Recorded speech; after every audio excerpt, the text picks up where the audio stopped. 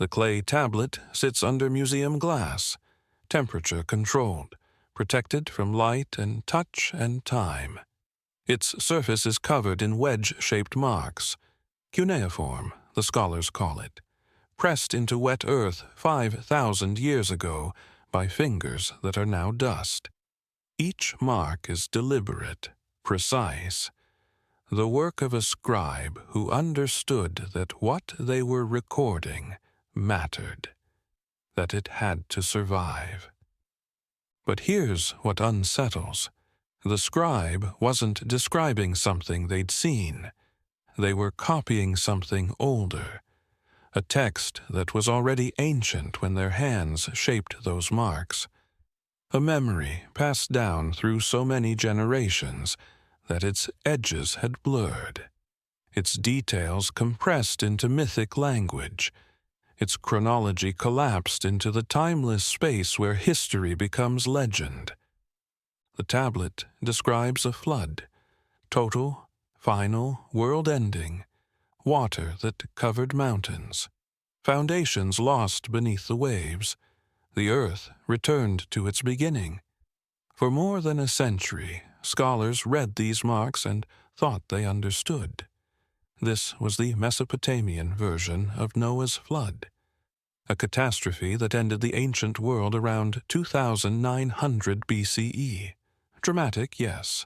Traumatic, certainly, but localized, historical, explainable.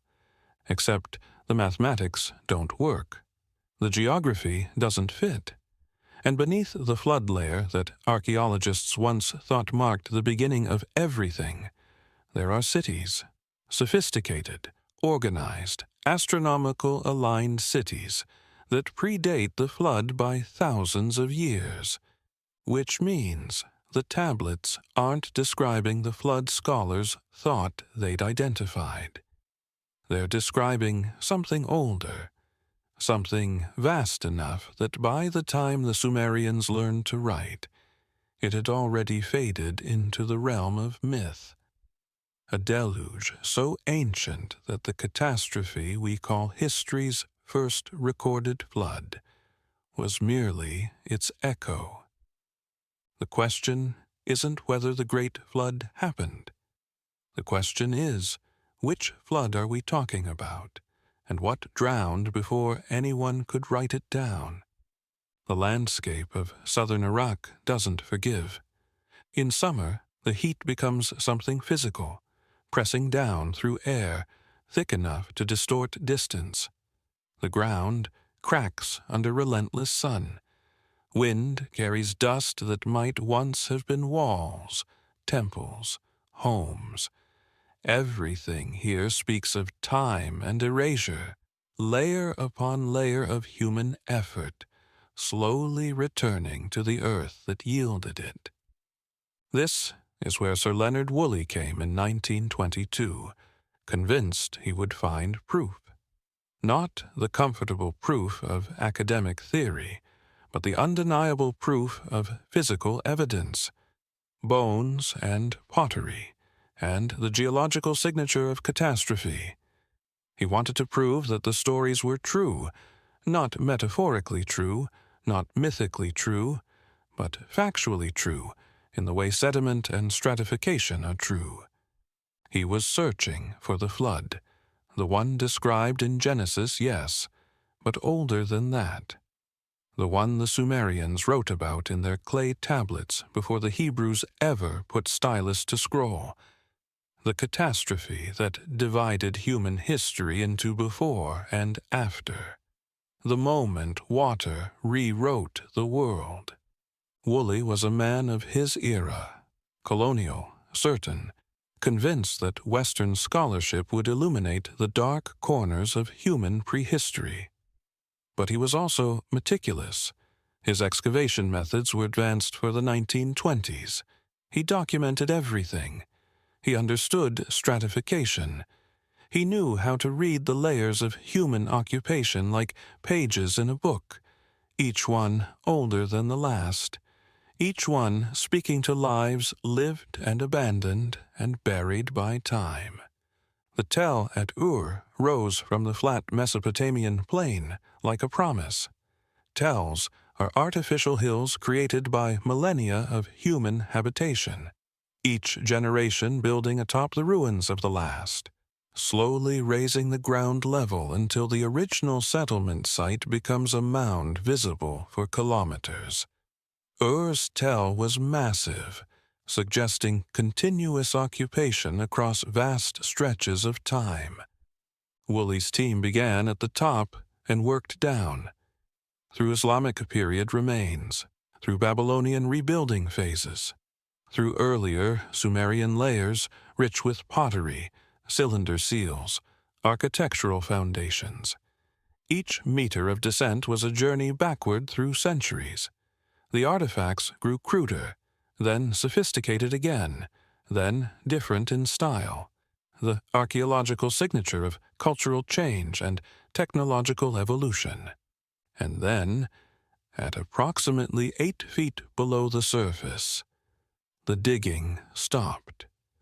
The workers had struck something that shouldn't have been there, a layer of sediment, clean and sterile, stretching across the entire excavation area, 2 meters thick in places, pure water-deposited silt with none of the organic material, pottery fragments, or architectural debris that characterized every other layer they'd excavated. It was as if someone had erased the world. Woolley examined the layer with growing excitement. The sediment was fine-grained, uniform, the kind deposited by water, moving with tremendous force. There were no interruptions in it, no signs of human disturbance, no evidence that anyone had lived on its surface while it was forming. It was simply laid down, probably over a period of catastrophic flooding, and then sealed beneath subsequent occupation layers as civilization rebuilt. But the truly remarkable thing was what lay below it. Woolley ordered his team to keep digging, down through the sterile flood silt, and when they emerged on the other side, they found themselves in a different world. The pottery styles were different, cruder, older, but still sophisticated enough to indicate organized society. The architectural techniques were foreign compared to the layers above. Even the burial practices seemed different, as if the people below the flood had possessed different religious conceptions, different cultural practices, different relationships to death and commemoration. The flood layer sat between these two civilizations like a scar in time. Woolley stood at the edge of his excavation trench and experienced what must have felt like vindication. He had found it. The physical evidence of the biblical deluge, the catastrophe that had wiped out the antediluvian world and forced humanity to begin again. The moment God had purged the earth with water, and only Noah's family survived to repopulate the drowned world. He announced his findings with the confidence of a man who believed he'd solved one of history's great mysteries. This was it, the flood that divided everything into before and after. The catastrophe recorded in Genesis, in the epic of Gilgamesh, in Sumerian tablets dating back thousands of years. The destruction so total that it had burned itself into human memory and been passed down through every culture that followed. Newspapers ran headlines: "Biblical flood proven. Archaeological evidence confirms Genesis." Museums celebrated. The layer of silt became famous. Woolley's flood layer, physical proof that the ancient stories weren't merely legend, but historical record of actual catastrophe. For decades, that's where the story rested. The flood happened around 2900 BCE, give or take a few centuries depending on dating methods. It was massive enough to leave a 2-meter-thick layer of sediment across the Mesopotamian plain. It was catastrophic enough to destroy one civilization and force survivors to rebuild from scratch. It was the flood, singular, definitive, the boundary between ancient world and historical period. But there was something Woolley didn't fully understand at the time, something that would only become clear as archaeology advanced and more excavations probed deeper into Mesopotamia's past. The Earth keeps more than one secret. While Woolley was making his famous discovery at Ur, other archaeologists were excavating other tells across southern Iraq. At Kish, about 80 kilometers north, excavators found a similar flood layer.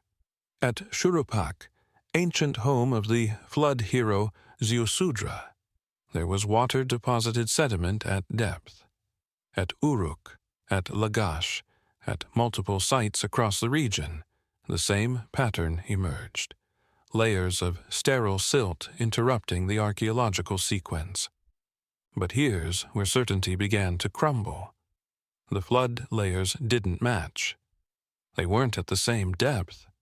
They didn't date to the same period. The sediment characteristics varied. Some were thick, some thin. Some showed evidence of gradual deposition, others of rapid, catastrophic flooding. What looked like proof of a single world-ending deluge was actually evidence of multiple regional floods occurring at different times across different parts of Mesopotamia.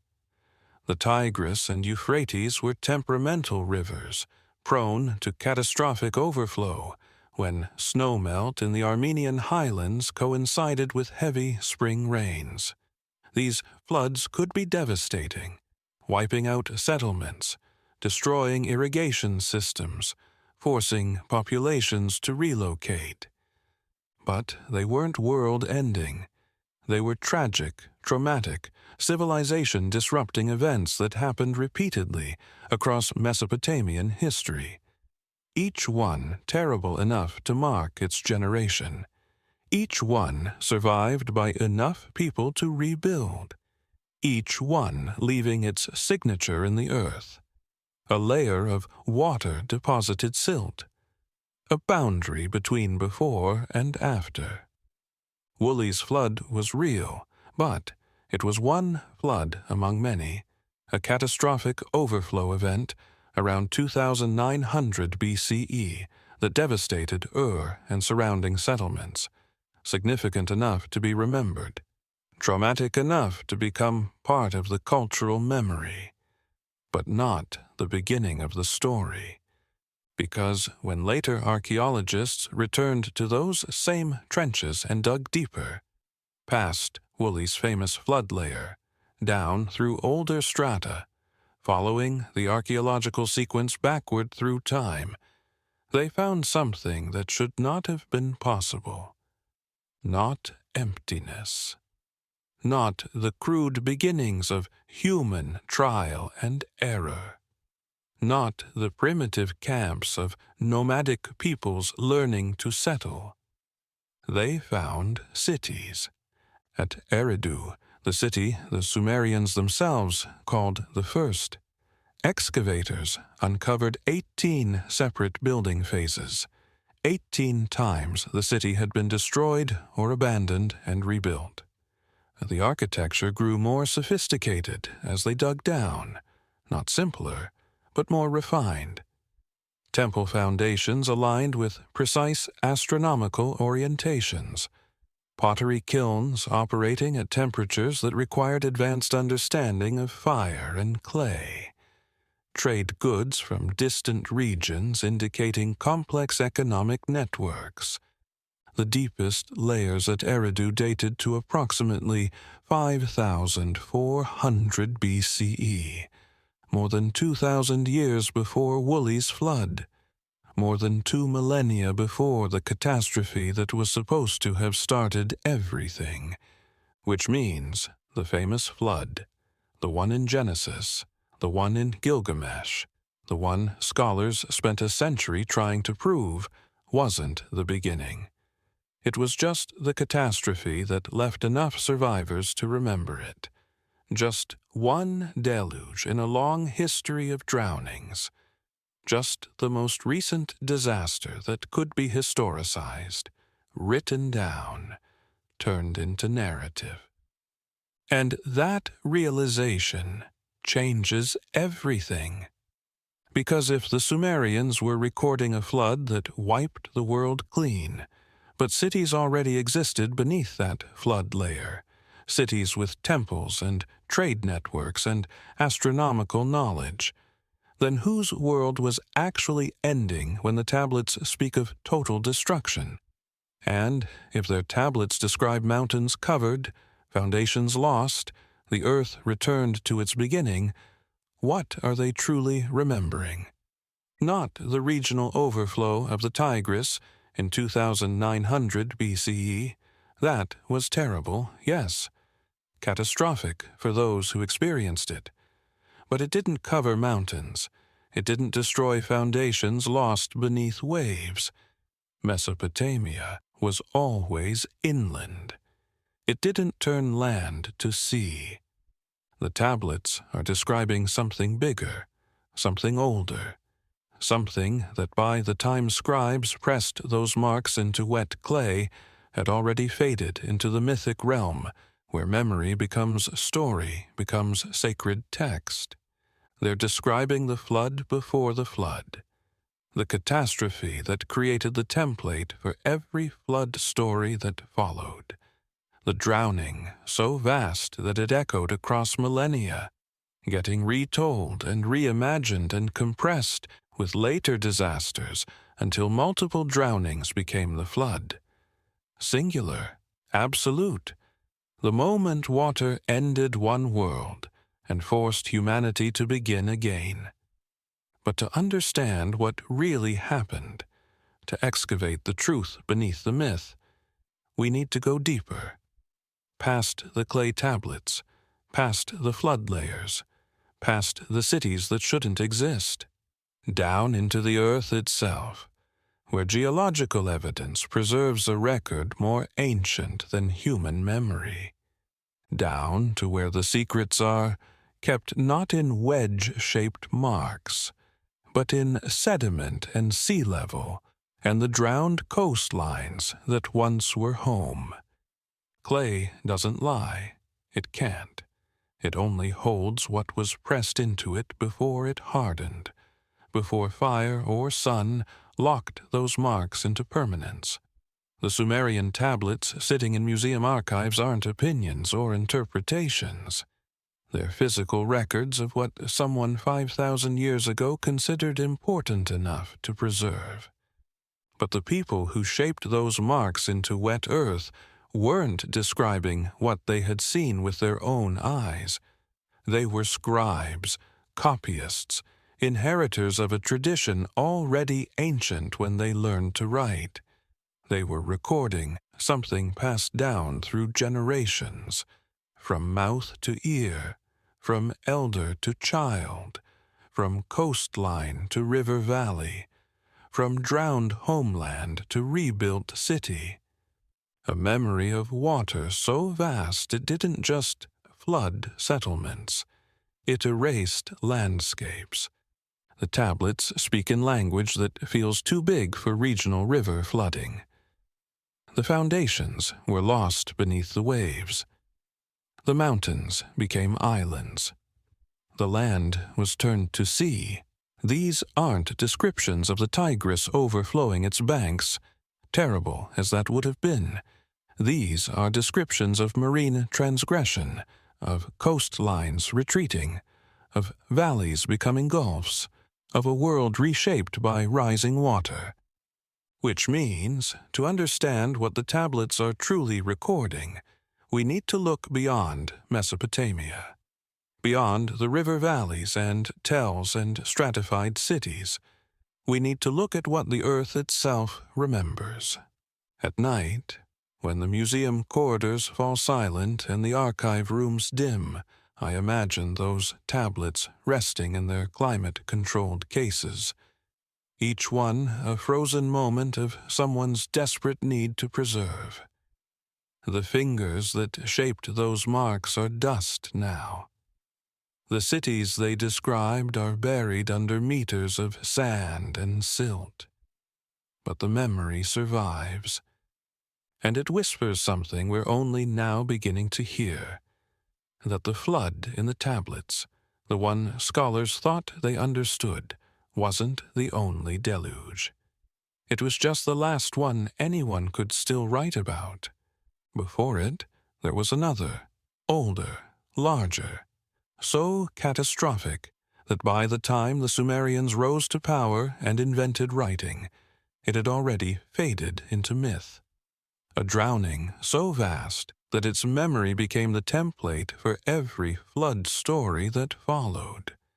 The question isn't whether the Great Flood happened. The question is, which flood are we talking about? And how many worlds drowned before someone survived long enough to write it down? The archaeological timeline of Mesopotamia reads like a descent through memory, each layer older than the last, each stratum a window into lives lived and lost and buried by time. At the top, Islamic period remains. Coins, ceramics, architectural foundations from a world we recognize. Mosques and trade routes and empires that left written records we can still read. Dig deeper. Babylonian and Assyrian layers. Hammurabi's Babylon. Nebuchadnezzar's Hanging Gardens. The great libraries of Nineveh. Civilizations that felt eternal while they lasted, now compressed into mere meters of earth. Deeper still, the Akkadian Empire, history's first. Sargon the Great, unifying the city-states into something unprecedented. Centralized power, standardized weights and measures, the concept of kingship that claimed to rule from the upper sea to the lower sea. Circa 2300 BCE. Below that, early dynastic Sumerian period. Independent city-states, Ur, Uruk, Lagash, Kish, each with its own patron deity, its own king, its own interpretation of how the world should be ordered. Circa 2900, 2350 BCE, and this is where Woolley's flood sits, in this layer, around 2900 BCE, a catastrophic event that disrupted but didn't destroy, that killed thousands but left tens of thousands to rebuild. That scarred a generation but didn't end civilization. But keep digging, past Woolley's flood layer, through the sterile silt, down into the strata that existed before the catastrophe that was supposed to have started everything. And here's what emerges. The Uruk period, circa 4000, 3100 BCE. The world's first true cities rising from the Mesopotamian plain. Not settlements, not villages, cities. Uruk itself probably housed 40,000, 50,000 people at its height, an almost incomprehensible concentration of humanity for the era. Monumental architecture. The White Temple at Uruk, raised on a massive platform, its walls gleaming with whitewashed plaster, visible for kilometers. Not a crude shrine, but sophisticated sacred space, with precise astronomical alignments, complex drainage systems, elaborate decoration. Proto-writing, emerging around 3400 BCE, not yet the flowing cuneiform script of later periods, but pictographic symbols pressed into clay, records of grain storage, labor allocation, resource distribution. The birth of accounting, yes, but also the birth of externalized memory. The moment humans learn to make clay, remember what minds might forget. Social stratification evident in burial practices. Some tombs rich with grave goods, jewelry, weapons, cylinder seals indicating ownership and status. Others simple. The archaeological signature of inequality, of hierarchy, of societies complex enough to generate classes and castes. Trade networks extending hundreds of kilometers. Lapis lazuli from Afghanistan, obsidian from Anatolia, cedar from Lebanon. Economic relationships requiring organization, negotiation, security, the infrastructure of interconnected societies. Below that, the Ubaid period, circa 6,500. 3,800 BCE, permanent settlements spreading across southern Mesopotamia. Sophisticated pottery with distinctive geometric patterns. Not primitive crafts, but refined aesthetics requiring generation of skill transmission. Irrigation canals being dug. Agricultural surplus being stored.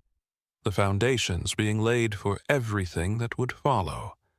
And at the bottom of the sequence, in the deepest excavated layers, Eridu.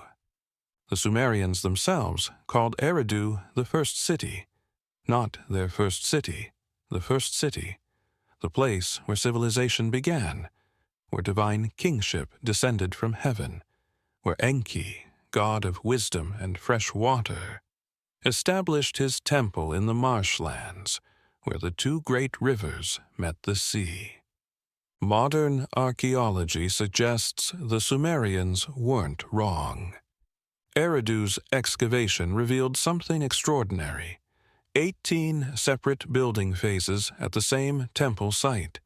18 times the structure was expanded, rebuilt, elevated, refined, each phase preserving the orientation and general footprint of the one before. Each generation honoring what came before, while adding their own improvements. The temple started small, a modest structure, maybe 4 by 5 meters, with an offering table and a niche for a cult statue. Simple, but purposeful.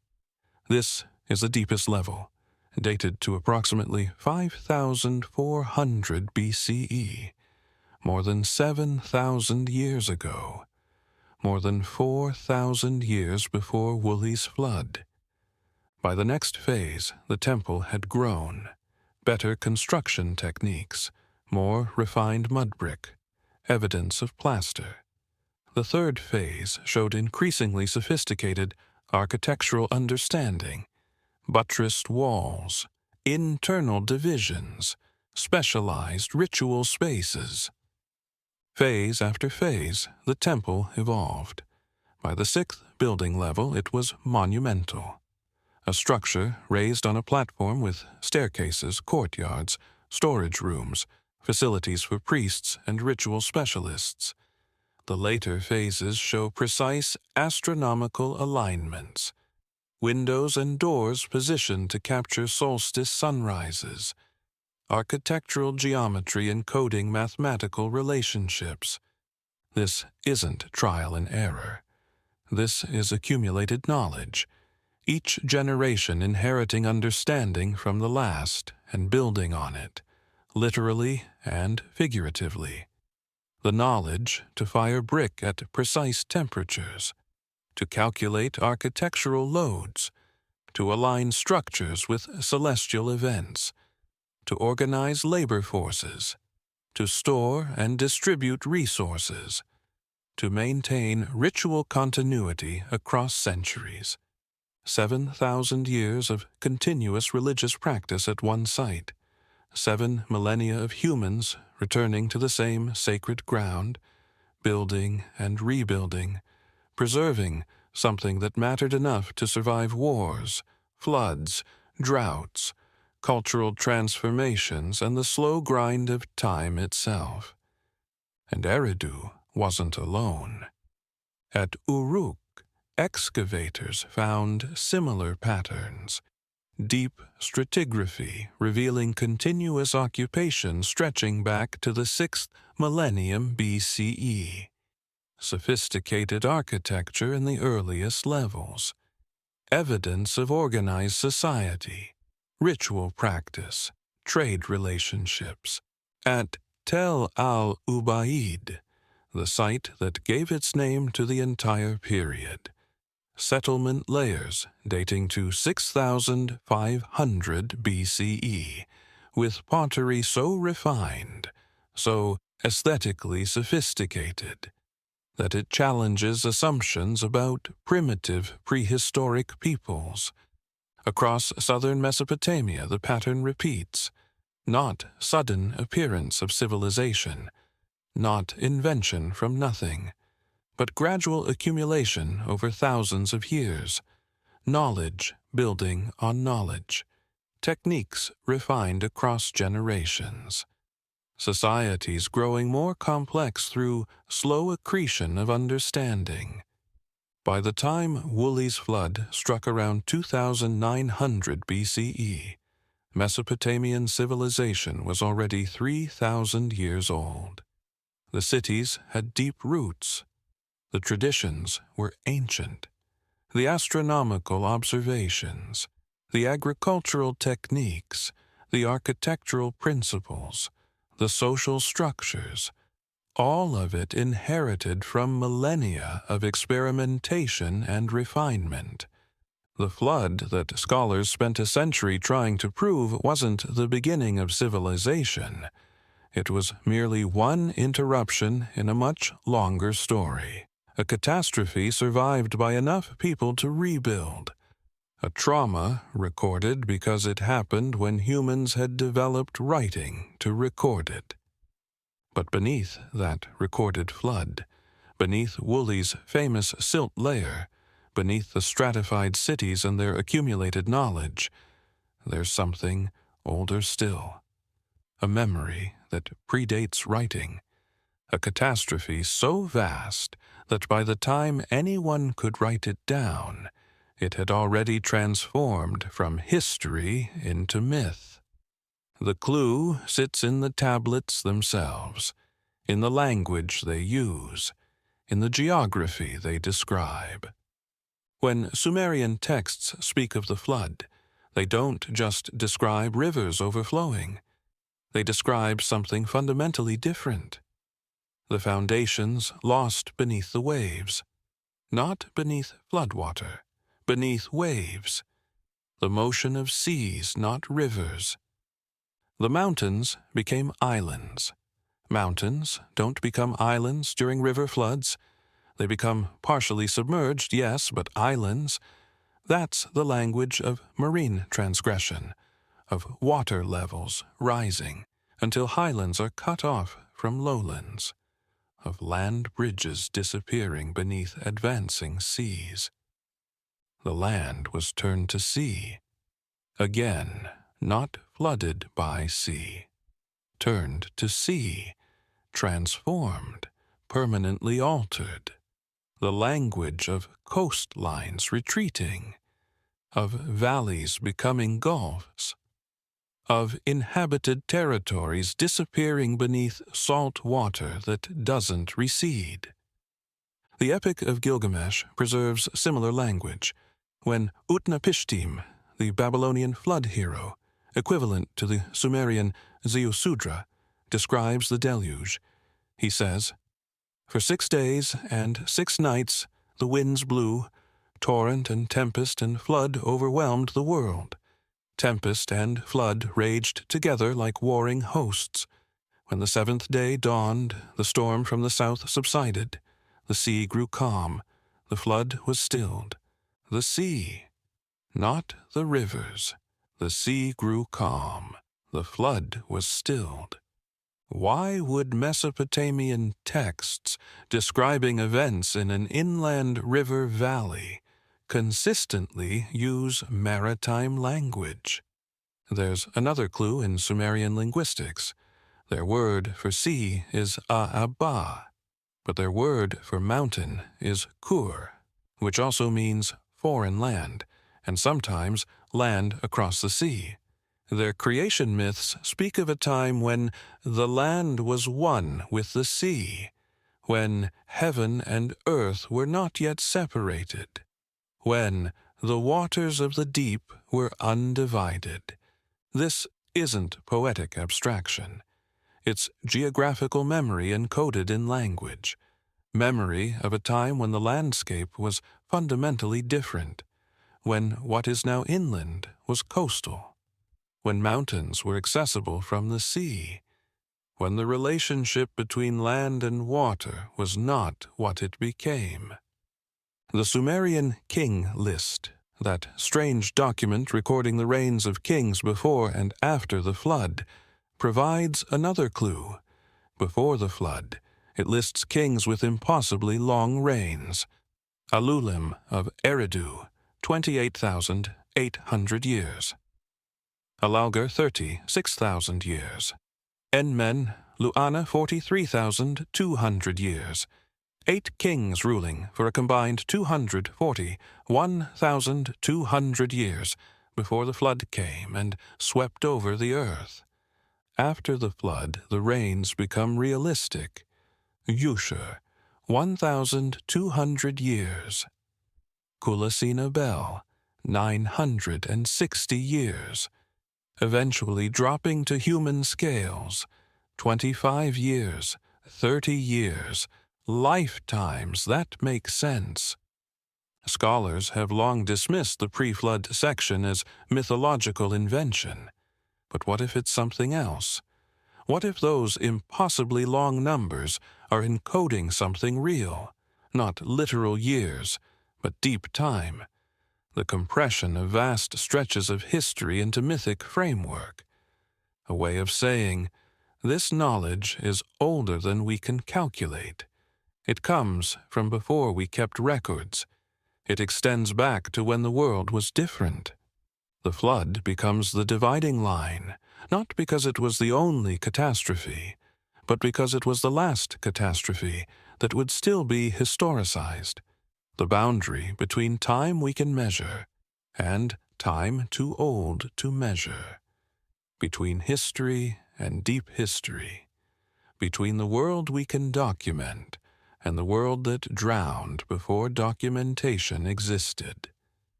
So here's what the archaeological evidence reveals. Mesopotamian civilization was ancient before the biblical flood. The cities that Woolley excavated had roots stretching back 3,000 years before his famous silt layer. The Sumerians weren't inventors emerging from nothing. They were inheritors of knowledge systems that had accumulated across millennia. But the tablets they wrote describe something that doesn't match their landscape, something bigger than regional river flooding, something that uses maritime language, that speaks of land becoming sea, that treats the flood as a world-reshaping event rather than a devastating but survivable natural disaster. Which means they were recording something older than their cities, a memory passed down from peoples who came before, peoples who experienced a catastrophe vast enough to become the template for every flood story that followed. To find that catastrophe, to excavate the truth beneath the myth, we need to look beyond clay tablets and stratified cities. We need to examine what the earth itself remembers, what geologists and oceanographers and climate scientists have discovered about the world as it was 10, 12, 15,000 years ago. We need to understand what happened at the end of the last ice age, when glaciers 2 kilometers thick began to melt, when sea levels rose more than 100 meters, when coastlines everywhere transformed, when the Persian Gulf, That body of water at the southern end of the Tigris and Euphrates rivers didn't exist as we know it today. When it was a valley, a river valley, a fertile, habitable landscape where human populations might have lived for thousands of years, until the water came. Not in 7 days, not in a single catastrophic deluge, but across centuries and millennia, fast in geological terms, but slow enough that individual generations might not notice, until they did, until the rising became undeniable, until the coastline they'd known in childhood was kilometers inland by the time they died, until settlements were abandoned, until migration became survival, until memory became myth, became sacred text about the time water ended one world and forced humanity to begin again. That's the flood beneath the flood, the catastrophe that created the template, the drowning so vast that it echoed across 10,000 years, getting compressed and conflated with later disasters until multiple events became the flood. Singular, absolute, the moment everything changed. And the evidence for it sits not in museums behind glass, but in sediment cores pulled from the floor of the Persian Gulf, in sea level curves reconstructed from coral deposits and oxygen isotopes, in submerged archaeological sites found off coastlines worldwide, in the geological record that preserves what human memory distorts. The earth remembers what we've forgotten, and what it remembers is this: the world drowned, not once, but in slow motion across thousands of years, and the Sumerians, those careful scribes pressing marks into wet clay, were recording the echo of that drowning, preserving in myth what their ancestors experienced as history. The foundations lost beneath the waves, the land turned to sea, the mountains becoming islands, not poetry, geography, the literal description of what happens when Ice Age glaciers melt and oceans rise and river valleys become gulfs. There's a moment in scientific research when the ground shifts beneath your certainty, when data that seemed to point one direction suddenly reveals something else entirely, when the comfortable narrative you've been building collapses under the weight of evidence that won't conform. For geologists studying the Persian Gulf, that moment came when they started drilling sediment cores from the sea floor and reconstructing what the landscape looked like 15,000 years ago. What they found shouldn't have been possible, but the evidence was undeniable. The Persian Gulf, that body of water, stretching some 989 kilometers from the Shatt al-Arab Delta to the Strait of Hormuz, covering approximately 251,000 square kilometers, didn't exist as we know it during the last glacial maximum. Not as a gulf, not as a sea, not even as a lake. It was a valley, a river valley, the combined delta of the Tigris, Euphrates, Karun, and other rivers flowing south and east through fertile lowlands before eventually reaching the Indian Ocean, somewhere beyond what is now the Strait of Hormuz.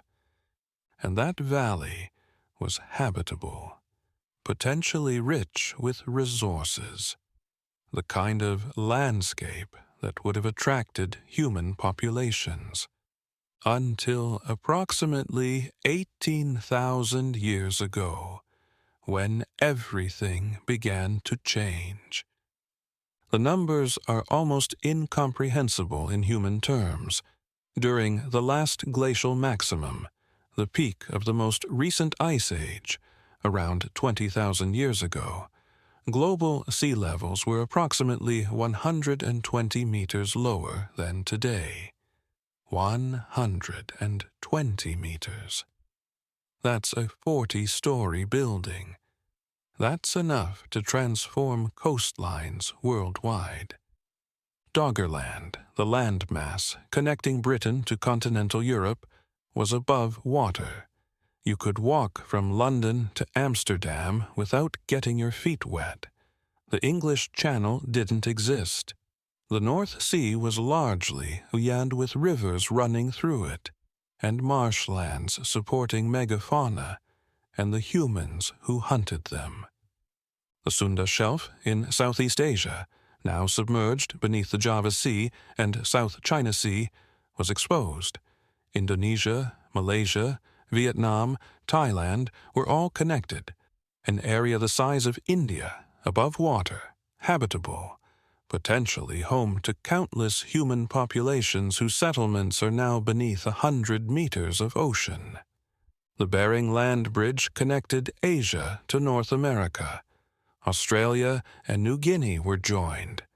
The Mediterranean coastlines were dramatically different. Islands were larger. Peninsulas extended further. Everywhere you look, the world had more land and less sea. And the Persian Gulf, completely dry, a river valley stretching from what is now Basra in Iraq all the way to the Strait of Hormuz. The Tigris and Euphrates didn't empty into a gulf. They met somewhere in what is now the northern Persian Gulf and continued south through a broad valley, probably lush, definitely fertile, fed by glacial meltwater from the Armenian highlands and rainfall patterns different from today's. Geological surveys using seismic reflection and sediment cores have mapped the submerged river channels. They're still there, buried under marine sediments but visible in the geological record. The ancient riverbed follows a path down the center of what is now the Gulf, joined by tributaries that once drained the western slopes of the Zagros Mountains. This wasn't marginal land. This was prime real estate. River valleys are always attractive to human settlement. Fresh water, fertile soil, fish, waterfowl, game animals attracted to water sources. If people were anywhere in the region during the Ice Age, they were in that valley. And then the ice began to melt. The deglaciation of the last ice age wasn't a single event. It was a process spanning thousands of years, with periods of rapid change punctuating longer phases of gradual transformation. The ice sheets that covered Canada, Scandinavia, Siberia, some up to 3 kilometers thick, began to collapse. Where did the water go? Into the oceans, all of it. Global sea level rise from the last glacial maximum to the present totals about 120 meters. But that rise wasn't linear. It happened in pulses, periods of relatively stable sea levels, interrupted by catastrophic jumps when ice sheet sectors collapsed and dumped enormous volumes of water into the ocean over relatively short periods. The first major pulse, Meltwater Pulse 1A, approximately 14,600 years ago. Sea levels rose between 16 and 25 meters in less than 500 years, possibly as quickly as 200, 300 years. That's catastrophic in human terms. A meter of sea level rise per generation. Coastlines retreating visibly within individual lifetimes. Imagine experiencing that. Your grandfather's fishing grounds are now underwater. The island you could reach on foot as a child is now separated by deep channels. The coastal settlements you knew are abandoned. Their remains submerged, beneath advancing water that never recedes. The second major pulse, meltwater pulse 1b, approximately 11,500 years ago. Another rapid jump, estimates vary but possibly 10, 15 meters over a few centuries. Again, catastrophic for coastal populations. Again, forcing displacement and adaptation. Between these pulses, during what's called the Younger Dryas period, 12,900, 11,700 years ago, melting temporarily paused or even reversed slightly, a cold snap. But when it ended, the melt resumed with intensity. By about 8,000 years ago, sea levels had risen to within 10, 15 meters of modern levels. The rapid rise was mostly over, but for the preceding 10,000 years, from 18,000 to 8,000 BCE, coastlines everywhere had been in constant retreat. Not in days or months, but fast enough that no human population living on a coast could ignore it. Fast enough that within a few generations, the geography of home would be fundamentally transformed. And, in the Persian Gulf, the transformation was total. The flooding of the Persian Gulf wasn't a single event. It was a process that unfolded over thousands of years, as sea levels rose and the Indian Ocean gradually pushed north and west into the river valley. Geological studies suggest the process happened in phases. Around 18,000, 15,000 years ago. The valley is still dry, but sea levels are beginning to rise. The Indian Ocean is hundreds of kilometers away, but moving closer. River patterns begin to adjust as base levels change. Around 15,000, 12,000 years ago, the southern end of the valley starts to flood. The Indian Ocean pushes into what is now the Strait of Hormuz. Coastal populations at the southern end of the valley face rising water. Migration begins. Settlements are abandoned. The memory starts to form. Around 12,000, 10,000 years ago, the water advances rapidly during meltwater pulse 1a and its aftermath. What was once valley floor becomes shallow sea. Islands form where highlands existed. The Tigris-Euphrates river system, which once ran through a long valley to the distant ocean, now empties into an expanding gulf, much closer to where the rivers meet. Around 10,000, 8,000 years ago, the Gulf approaches its modern configuration. The last areas of land in the northern reaches go under. The transformation is complete. What was valley has become sea. By 6000 BCE, roughly the time when Eridu's earliest temple phases were being built, the Persian Gulf looked essentially as it does today. The river valley was gone. The land where populations might have lived for thousands of years was now sea floor. The coastal settlements that existed during the Ice Age were submerged beneath meters of water and marine sediment.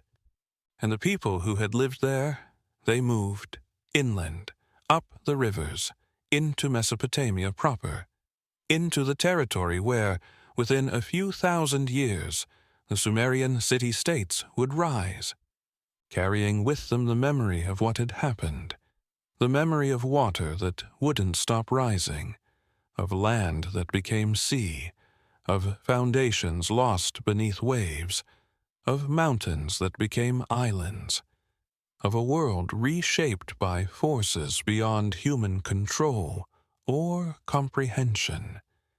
That memory, passed down through oral tradition, compressed across generations, abstracted into mythic language, is what eventually got pressed into clay tablets when humans invented writing.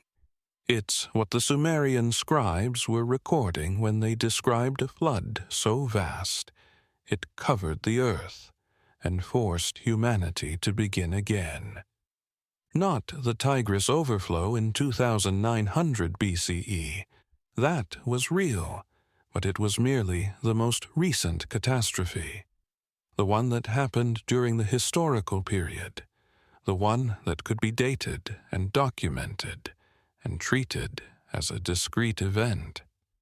The older flood, the template, the archetype, the catastrophe that became the flood, was the drowning of the Persian Gulf Valley, the slow-motion apocalypse that unfolded across thousands of years as Ice Age glaciers melted and oceans rose and coastlines retreated and habitable land disappeared beneath salt water. But here's where it gets more unsettling. The Persian Gulf wasn't unique. This happened everywhere. The Mediterranean coastlines transformed. Islands shrank. Coastal caves that were inland during the Ice Age are now sea caves accessible only by boat. Archaeological sites that were well above the shoreline are now submerged. In Southeast Asia, the Sunda Shelf, that vast expanse of now submerged land, was home to who knows how many human populations. All of it went underwater. Every settlement, every camp, every trace of human habitation from the Ice Age is now beneath 120 meters of ocean. Archaeologists will never excavate most of it. The evidence is lost. The Black Sea underwent catastrophic flooding around 7,600 years ago, when rising Mediterranean waters breached the Bosporus Strait and transformed a freshwater lake into a saltwater sea. The flooding happened rapidly, possibly within months or years. Recent estimates suggest water poured in at rates 200 times greater than Niagara Falls, raising the Black Sea level by meters per day at the peak. Any settlements around the lake's edge would have been destroyed. Any populations living there would have fled or drowned. In the Pacific, island chains were larger during the Ice Age. Land bridges existed between islands, now separated by deep channels. When the water rose, populations were isolated or forced to develop seafaring technology to maintain contact. Aboriginal Australian oral traditions preserve memories of coastlines that are now submerged. Specific geographical features, islands, peninsulas, bays, that don't exist today, but did exist 10,000 years ago when sea levels were lower. The stories have been passed down through 400-plus generations, encoded in songlines and dreamtime narratives, preserving accurate geographical knowledge of a drowned world. The pattern is global, coastlines everywhere transformed, land everywhere submerged, populations everywhere displaced, and probably everywhere the memory was preserved, passed down, abstracted into myth, turned into stories about the time water covered the earth, and humanity survived by moving to higher ground. There's a mathematical precision to it that the Sumerians would have appreciated. They loved mathematics, base 60, the sexagesimal system that we still use for measuring time and angles. 60 seconds in a minute, 60 minutes in an hour, 360 degrees in a circle. This didn't emerge casually. It requires generations of astronomical observation, mathematical insight, cultural continuity to develop and standardize. The Sumerians also tracked precession, the slow wobble of Earth's axis that causes the stars to gradually shift position over 25,920 years. To observe precession requires not just sky watching, but record-keeping across centuries, comparing observations from grandparents' generation to grandchildren's generation and noticing the difference. That's institutional memory. That's knowledge transmission across deep time. And they had it. The Sumerian astronomical texts show awareness of precession. Their mathematics encoded it. Their temple alignments sometimes corrected for it. This suggests knowledge accumulation spanning not decades or centuries, but millennia. Where did this knowledge come from? The standard answer is, they developed it after settling in Mesopotamia. But what if they inherited it? What if they brought it with them from wherever they came from? What if the astronomical knowledge, the mathematical systems, the architectural principles were already ancient when the Sumerians systematized them in writing? The Sumerian language itself is a mystery. It's an isolate, not related to the Semitic languages around it, not clearly connected to any known language family. It stands alone. Linguists have theories, possible connections to Dravidian languages in India, or to pre-Indo-European languages in the Caucasus, but nothing definitive. It's as if the Sumerians arrived speaking a language from somewhere else, somewhere their descendants couldn't quite remember. Their own myths suggest this. They spoke of Dilmun, a homeland to the south and east, sometimes described as a paradise, sometimes just as the place where things began. In the epic of Gilgamesh, Dilmun is where Utnapishtim lives after surviving the flood. In other texts, it's associated with trade, with freshwater springs, with a land that existed before the current world was established. Where was Dilmun? Modern scholars debate. Some suggest Bahrain or the eastern Arabian coast. Others propose the Indus Valley. Still, others think it's purely mythological, a Garden of Eden figure, not a real place. But what if Dilmun is a memory, a compressed memory of the valley that became the Persian Gulf, the homeland that drowned, the place where earlier populations lived before the water forced them north and west into what became Mesopotamia? The timeline fits. The Persian Gulf Valley was habitable until roughly 10,000, 8,000 years ago. The Ubaid period in Mesopotamia, the earliest clear evidence of settlement in the region, begins around 6,500 BCE. There's overlap, but also a gap. Time for migration. Time for populations displaced from drowning coastlines to move inland. Time for memory to begin its transformation from history into myth. And what they brought with them, besides the memory of drowning, was knowledge. Astronomical observations accumulated over generations of sky watching. Mathematical systems developed through trade and architecture and religious calendrics. Agricultural techniques, irrigation principles, the foundations of what would become Sumerian civilization. Not invented in Mesopotamia, inherited, preserved, systematized, written down when writing was finally invented, capturing in clay what had previously existed only in memory and practice. The evidence sits in sediment cores pulled from the floor of the Persian Gulf, layers of marine sediment laid down over the past 8,000 years, resting atop terrestrial sediments from when the Gulf was a valley. Pollen analysis from the terrestrial layers shows vegetation consistent with a savanna or parkland environment.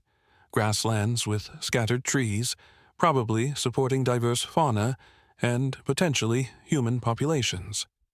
The transition is visible in the cores, a distinct boundary where terrestrial sediments give way to marine ones, where pollen from land plants is replaced by marine microorganisms, where the geological signature changes from valley to sea floor.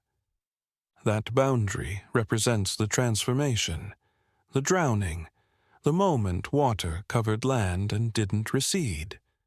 The event that, for any populations living there, would have been world-ending, not metaphorically, actually. Archaeologists can't excavate the submerged sites. The water is too deep in most places, the sediment too thick, the logistics too challenging. But occasional finds hint at what's down there. Stone tools dredged up by fishermen, submerged shoreline terraces visible in bathymetric surveys. Evidence that, yes, something was there. Something human, and now it's gone. Preserved only in the geological record, and possibly in the cultural memory of peoples who survived by moving away, who carried with them the story of what happened, who passed it down through enough generations that by the time anyone could write it, the literal geography had transformed into mythic geography. The valley had become the world. The flooding had become the flood. The displacement had become humanity beginning again after divine catastrophe. The Sumerian tablets aren't lying. They're compressing, taking vast stretches of deep time, thousands of years of gradual but relentless change, and crystallizing it into narrative that can be remembered, that can be ritualized, that can be passed down. And the core message remains true. The water rose, the land became sea, the foundations were lost beneath the waves, the world that existed before was drowned. Humanity survived by moving, by adapting, by remembering. That's not myth. That's history. Geological, archaeological, demographic history. The story of what actually happened when the Ice Age ended and the oceans rose and coastlines everywhere transformed, and populations everywhere either adapted or disappeared. The Sumerians were witnesses to the tail end of this process. The final flooding phases of the Persian Gulf coincided with the earliest settlements in southern Mesopotamia. They were living through the end game of a transformation that had been unfolding for 10,000 years. And they wrote it down, in their own way, through their own cultural lens, with their own theological interpretations. But at the core, they were recording something real, something that had happened, something vast enough that it had become the defining catastrophe of human deep history. The flood before the flood, the drowning that created the template for every flood story that followed. The reason every culture, from Mesopotamia to Greece to India to Australia to the Americas, has a flood myth in its canon.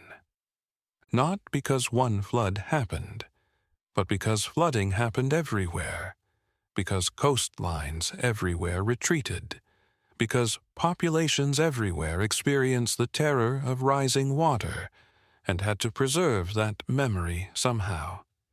And the memory that got preserved longest, encoded deepest, transmitted most powerfully, was the memory of the first great drowning, the Ice Age deluge, the moment the old world ended and the new one began. That's what the Sumerian tablets are whispering, not about a river flood in 2900 BCE, about something older, something vaster, something that by the time anyone could write it down had already faded into the realm where history becomes legend, becomes sacred text. But the earth remembers what we forget, and what it remembers is this: the world drowned, not in 7 days, across thousands of years, and the foundations truly were lost beneath the waves. The question that haunts archaeologists and linguists alike is deceptively simple. Who were the Sumerians? They appear in southern Mesopotamia around 5,500 BCE, emerging into the archaeological record not as primitive nomads experimenting with settlement, but as people who already understood irrigation, architecture, agriculture, and social organization. Their earliest settlements show evidence of planning. Their pottery is sophisticated. Their religious practices are complex and fully formed. And their language, Sumerian, stands alone, an isolate, unrelated to the Semitic languages of their neighbors, unrelated to the Indo-European languages spreading across Europe and Asia, unrelated to anything linguists can definitively connect it to. It exists in a category of one, suggesting origins somewhere else. Somewhere their descendants either couldn't or wouldn't specify. The Sumerians themselves offered hints. Their myths spoke of a place called Dilmun, a homeland associated with water, with paradise, with the time before the current world was established. In some texts, Dilmun is where Enki, god of wisdom and fresh water, dwells. In others, it's the land where the sun rises, the place of eternal youth, the garden where sickness and death don't exist. But sometimes the texts are more prosaic. Dilmun is described as a trading partner, a source of copper and semi-precious stones, a real place with real geography, somewhere to the south and east of Sumer proper, the Indus Valley Civilization, the eastern Arabian coast, Bahrain. Scholarly theories abound, but certainty eludes.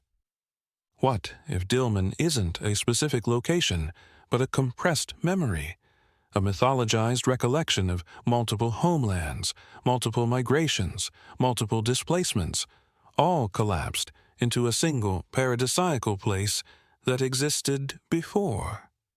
What if the Sumerians weren't a single people arriving from a single point of origin, but multiple populations displaced by the same catastrophe? Groups forced inland by rising seas, converging in the river valleys of Mesopotamia, bringing different dialects that merged into what became the Sumerian language, different traditions that synthesized into what became Sumerian culture, different knowledge systems that combined into what became Sumerian civilization. That would explain the linguistic isolation. It's a Creole, a hybrid, a fusion language that emerged from multiple source populations. It would explain the sophisticated start. They weren't beginning from scratch, but reorganizing what they already knew. It would explain the deep astronomical and mathematical knowledge accumulated over generations in their previous homelands, brought with them during displacement, systematized after resettlement. And it would explain the flood myths, not as borrowed stories or invented theology, but as cultural memory, the preserved recollection of what drove them from their homelands in the first place, the reason they ended up in Mesopotamia at all. The water that wouldn't stop rising, the coasts that kept retreating, the valleys that became gulfs, the foundations lost beneath waves. Sumerian has words that don't quite fit their environment. The word Abba means sea or ocean, but It's a compound, literally water father or water origin. It carries connotations of primordial water as source, of ocean as the beginning of things. This makes sense if your cultural memory includes the ocean as a defining force. If your people came from coastlines, if water shaped your history. Their word for land is kalam, but their word for foreign land is kur, which also means mountain, and sometimes land across the sea. It's as if their conceptual geography preserved memory of a time when mountains were reached by crossing water, when foreign lands were accessed via sea routes, when the relationship between mountain, land, and sea was different from the flat alluvial plains of Mesopotamia. In Sumerian creation mythology, the world begins with primordial waters. Namu, the primeval ocean, gives birth to heaven and earth. Enki, god of fresh water and wisdom, lives in the Abzu, the underground freshwater ocean. These aren't just poetic concepts. They're suggesting a worldview shaped by water, by the power of water, by the memory of water as both source and destroyer. The Epic of Gilgamesh preserves a telling detail. When Utnapishtim describes the flood, he specifies that it came from the south. In the first light of dawn, a black cloud came from the horizon. It thundered within where Adad, lord of the storm, was riding. Adad comes from the south. The storm comes from the south. The deluge that drowns the world originates in the direction of the Persian Gulf. This makes no sense for Mesopotamian river flooding, which comes from the north, from snowmelt in the Armenian and Zagros mountains. Rivers flow south. Floods from river overflow move south. But flooding from rising seas? That advances from the south, from the Indian Ocean pushing north and west into the Gulf Valley, from the direction of the drowned homeland. The detail is so specific, so geographically precise, that it's hard to dismiss as coincidence. It suggests the flood myth preserves actual directional memory of where the catastrophic water came from. And it came from the south, from the sea. Then there's the mathematics. The Sumerians used a sexagesimal base 60 numerical system. We still use it. 60 seconds in a minute, 60 minutes in an hour, 360 degrees in a circle. But why 60? It's not a natural human choice. Most cultures count in base 10, 10 fingers, or base 20, fingers and toes. Some use base 5, one hand. Base 60 is unusual, complex, requiring abstract understanding of number relationships. But it's also incredibly useful for astronomy and timekeeping. 60 is divisible by 1, 2, 3, 4, 5, 6, 10, 12, 15, 20, 30, and 60. This makes it ideal for dividing circles, calculating angles, tracking celestial motions that repeat in complex cycles. The 360-degree circle, 60 as a 6, allows precise astronomical measurement.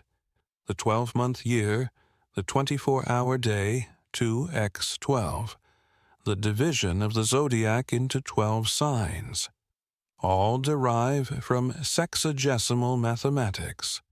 This doesn't emerge in a generation. It requires centuries of sky watching, pattern recognition, mathematical experimentation. It requires cultural continuity, each generation building on the last, refining techniques, passing down knowledge. It requires institutional memory, probably ritual specialists or astronomer priests whose job is to maintain the observations and the calculations. The Sumerians had all of this by the time they start writing things down, around 3400 BCE. Their earliest astronomical texts already show sophisticated understanding. Their temple alignments already incorporate precise solar and lunar calculations. Their mathematical tablets already use sexagesimal notation as if it's completely natural. Where did they learn it? The standard answer is they developed it in Mesopotamia. But that requires thousands of years of continuous observation and refinement, which is possible. The archaeological record shows continuous settlement in the region from at least 6,500 BCE. But it's also possible they inherited it, that they brought astronomical knowledge with them from wherever they came from, that previous populations had already been sky-watching, already calculating, already tracking the long cycles. And when those populations were displaced by rising seas, they brought their knowledge systems with them. Consider what tracking precession requires. Precession is the slow wobble of Earth's axis, causing the position of stars to gradually shift over 25,920 years. To observe it, you need to compare star positions across centuries. You need institutional memory. You need records maintained across generations. You need cultural stability, allowing knowledge transmission over deep time. The Sumerians knew about precession. Their astronomical texts reference it. Their astrological systems incorporate it. This suggests knowledge accumulation spanning not decades but millennia. Knowledge that predates writing. Knowledge encoded in oral tradition, in ritual practice, in architectural alignments, and only later written down when writing was invented. That's the pattern throughout Sumerian civilization. They're not inventing from scratch. They're systematizing what already exists, taking knowledge that was oral, practical, dispersed, and making it written, theoretical, centralized. They're inheritors and organizers more than innovators, and they seem to have known this about themselves. The Sumerian king list is one of the most frustrating and fascinating documents from the ancient world. It purports to list every king who ruled over Sumer from the beginning of kingship, which the Sumerians believed was literally lowered from heaven, down through historical dynasties that we can partially verify from other sources. The list divides into two sections, before the flood and after the flood. Before the flood, 8 kings rule for impossibly long periods. Alulim of Eridu rules for 28,800 years. Alalgar for 36,000 years. Enmen, Luana for 43,200 years. The numbers are clearly not literal. No human lives 28,800 years. But they're also not random. They're all multiples of 3,600, which in Sumerian sexagesimal notation is a significant number. 1 SR, a divine number associated with completeness and cosmic cycles. After the flood, the reigns become shorter, but still superhuman. Yusha rules for 1,200 years. Kulasina Bel for 960 years. Eventually, the numbers drop to human ranges. 25 years, 37 years, reigns that make demographic sense. Scholars traditionally dismissed the pre-flood section as pure mythology, cosmic ages, not history. Symbolic numbers encoding theological concepts. The flood as a literary device separating mythic time from historical time. But what if it's encoding something else? What if those impossibly long pre-flood rains are a way of saying, this knowledge is older than we can calculate? What if they're compressing deep time, thousands of years of cultural accumulation, into mythic framework, because there's no other way to express temporal depths that exceed living memory? The King list treats the flood as a historical event. Then the flood swept over. After the flood had swept over, when kingship was lowered from heaven, kingship was in Kish. It's described as a real occurrence with before and after consequences, but it's also treated as the boundary between measurable time and unmeasurable time, between the era that can be historicized and the era that can only be mythologized. This makes sense if the flood being referenced isn't the 2900 BCE Tigris overflow, which happened during the historical period and could be precisely dated, but something older, something that happened so long ago that by the time anyone was writing things down, it had already exceeded the limits of chronological memory, something that could only be expressed through symbolic numbers and mythic language, because literal history couldn't reach back far enough. The drowning of the Persian Gulf Valley, the final phases of Ice Age sea level rise, events that concluded around 8,000, 6,000 BCE, more than 8,000 years before the King list was written. Time enough for the actual chronology to be lost. Time enough for the event to transform from history into myth. But not enough time for the memory to disappear entirely. So it gets preserved, encoded in impossible numbers and divine kingship narratives, wrapped in theological language. But still there, still whispering, something happened, something vast, something that divided time into before and after, something that forced humanity to begin again. There's another clue in how the Sumerians talked about themselves. They called their land Ki-Engi, often translated as place of the noble lords, or land of the civilized kings. But the word Gi also means reed, and reeds were sacred to the Sumerians. Enki, god of wisdom, speaks to Ziusudra through a reed hut. Reed hut, wall, wall, reed hut, here, wall, pay attention. The warning of the coming flood is delivered through reeds. Why reeds? Because reeds grow at the interface of land and water, in marshlands, in river deltas, in coastal zones where fresh water meets salt water, the southern Mesopotamian marshes. Until recently, some of the largest wetlands in the Middle East were dominated by reeds.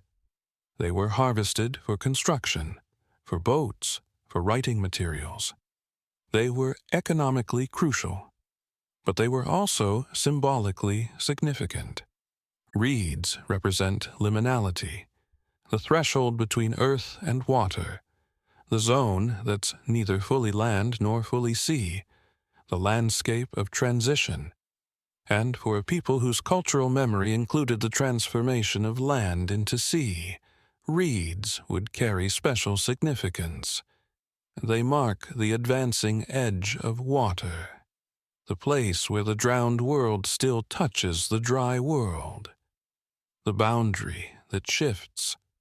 The marsh Arabs of southern Iraq, until very recently, maintained a lifestyle that might resemble ancient Sumerian wetland adaptations. They built houses from reeds. They navigated reed boats. They fished and trapped waterfowl, and cultivated rice in flooded fields.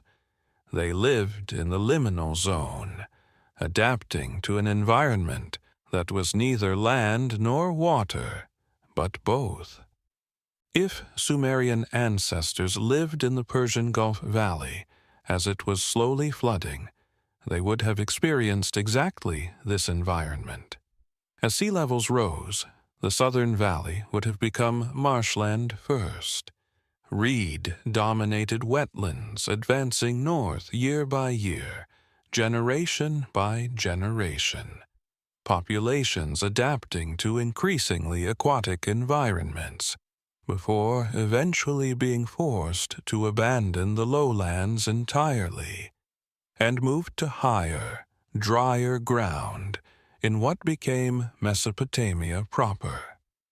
And they would have brought their reed technology with them, their marsh-adapted lifestyles, their understanding of how to build in wetlands, their symbolic association of reeds with the sacred, with transition, with the communication between water and land, between divine and mortal, between the world that was and the world that became.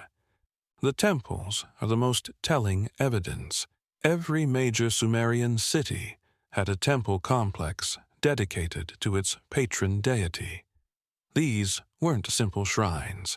They were elaborate architectural structures raised on platforms, with precise astronomical alignments, complex internal layouts, storage facilities, administrative quarters, and ritual spaces designed for specific ceremonial purposes.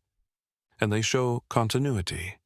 At Eridu, we've already seen how the temple was rebuilt 18 times on the same spot, each phase preserving the orientation and general layout of its predecessor. This isn't coincidence. This is deliberate preservation of tradition across thousands of years. At Uruk, the Eanna temple complex dedicated to Inanna shows similar patterns, continuous rebuilding and elaboration from the Ubaid period through the Uruk period and beyond. The temple platform growing higher with each rebuilding, elevating the sacred space above the mundane world, but always in the same location, always with the same orientations. Why such insistence on continuity? Why rebuild on the exact same spot rather than choosing a new location with fresh ground and easier construction? Because the location mattered. The orientation mattered. These weren't arbitrary choices, they were encoded knowledge. Astronomical alignments that had been calculated over generations. Sacred geography that connected earth to sky. Ritual spaces where past practice determined future practice, because the practice itself was inherited, not invented. This is what knowledge transmission looks like across deep time, not written manuals, those came later, but built environments, architecture as archive, temple alignments preserving astronomical calculations, ritual practices maintaining continuity, even as languages changed and populations mixed. The knowledge embedded in practice, in place, in the careful preservation of this is how it's always been done. And if you're a population displaced from coastal homelands, forced to resettle in a new landscape, what do you preserve? The knowledge systems that mattered, the astronomical observations that tracked time and season, the mathematical principles that structured trade and architecture, the ritual practices that maintained cultural identity, the memory of why you're here in the first place, because the water came and the old world drowned, and survival meant moving to higher ground and starting again. But not starting from nothing, starting from what you carried. The intangible inheritance of displaced peoples everywhere. Language, knowledge, memory, identity. the things that can't be drowned, the things that survive when foundations are lost beneath waves. By the time the Sumerians invented writing, around 3400 BCE, all of this was already ancient. The temples were already old. The astronomical knowledge was already sophisticated. The mathematical systems were already standardized. The social hierarchies were already established. The myths about the flood, about Dilmun, about the time before, were already being passed down through oral tradition.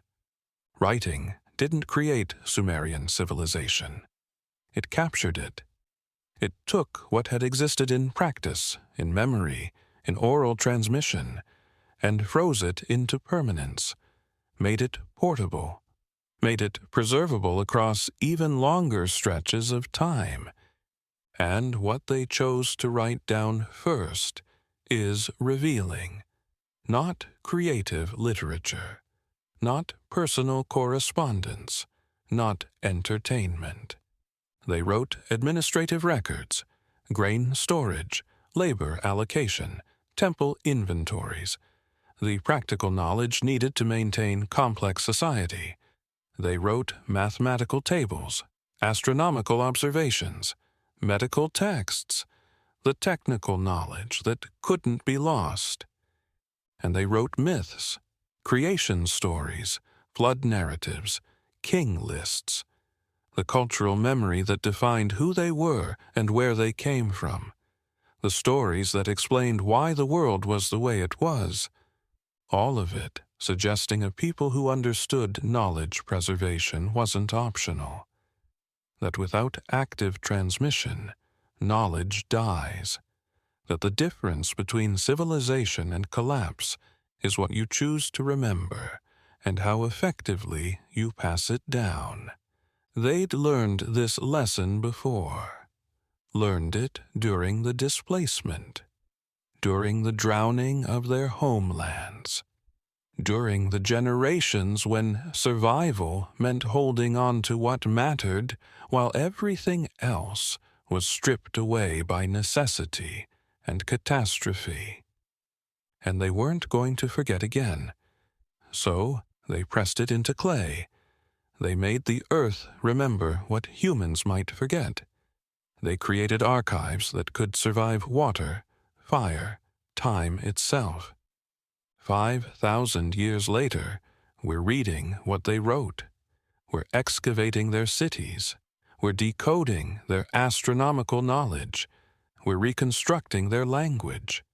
We're asking the same questions they asked. Where did this knowledge come from? What came before? How many times has the world ended and begun again? And the tablets whisper back, older than you think, vaster than you imagine. Not once, but repeatedly, the world drowns, humanity survives. Knowledge persists if you fight to preserve it. The Sumerians weren't the beginning.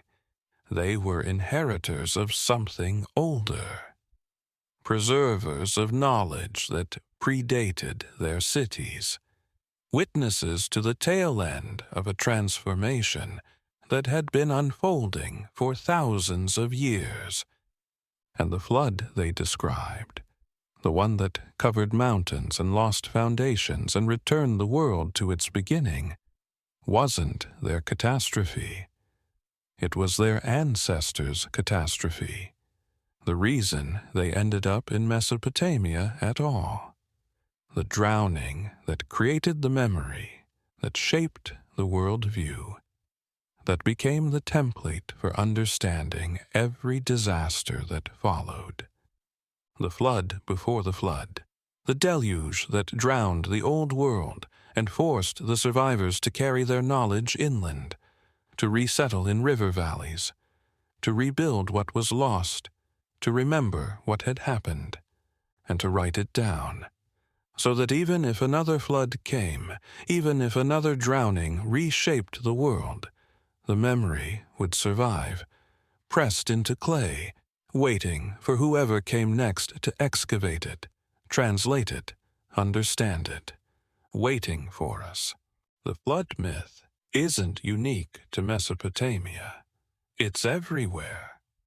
Over 500 documented flood narratives exist across human cultures, from the Pacific Islands to the Americas, from Aboriginal Australia to sub-Saharan Africa, from Norse mythology to Hindu scriptures, cultures separated by oceans and millennia, with no evidence of contact, all telling structurally similar stories about the time water covered the earth, and only a few survived to repopulate the world.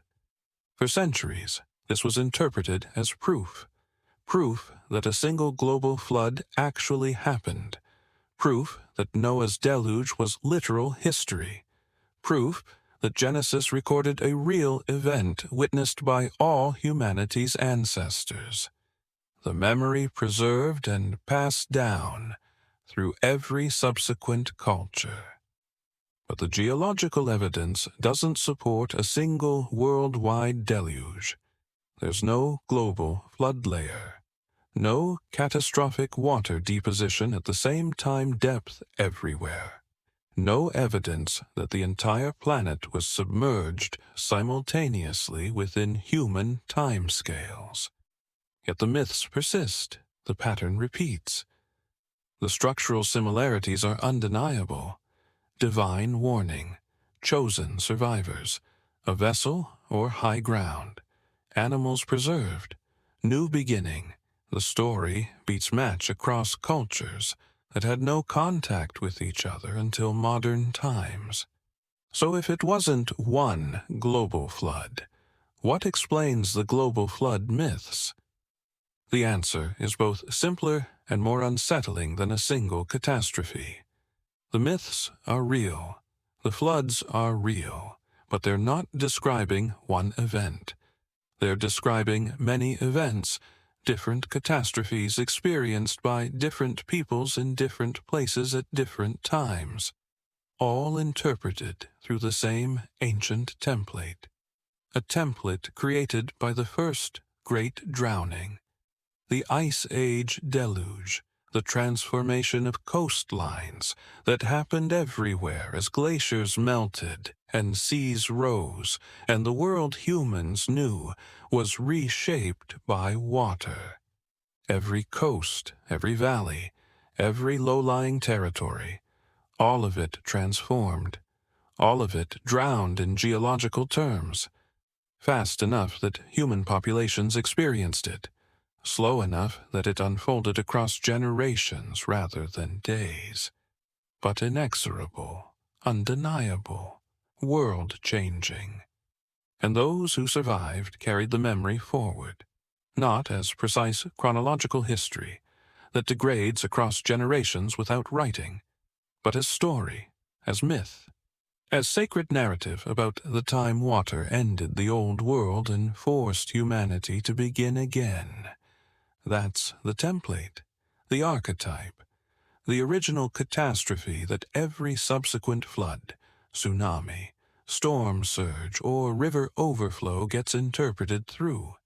The reason every culture has a flood myth, even though no single flood affected them all, because water has reshaped the world repeatedly, and the first time it happened, the biggest time, the longest time, the time that affected coastlines everywhere, created the narrative structure for understanding every time after. Let's start with the one everyone knows, Noah. Genesis describes it with a specificity that feels historical. Noah receives divine warning.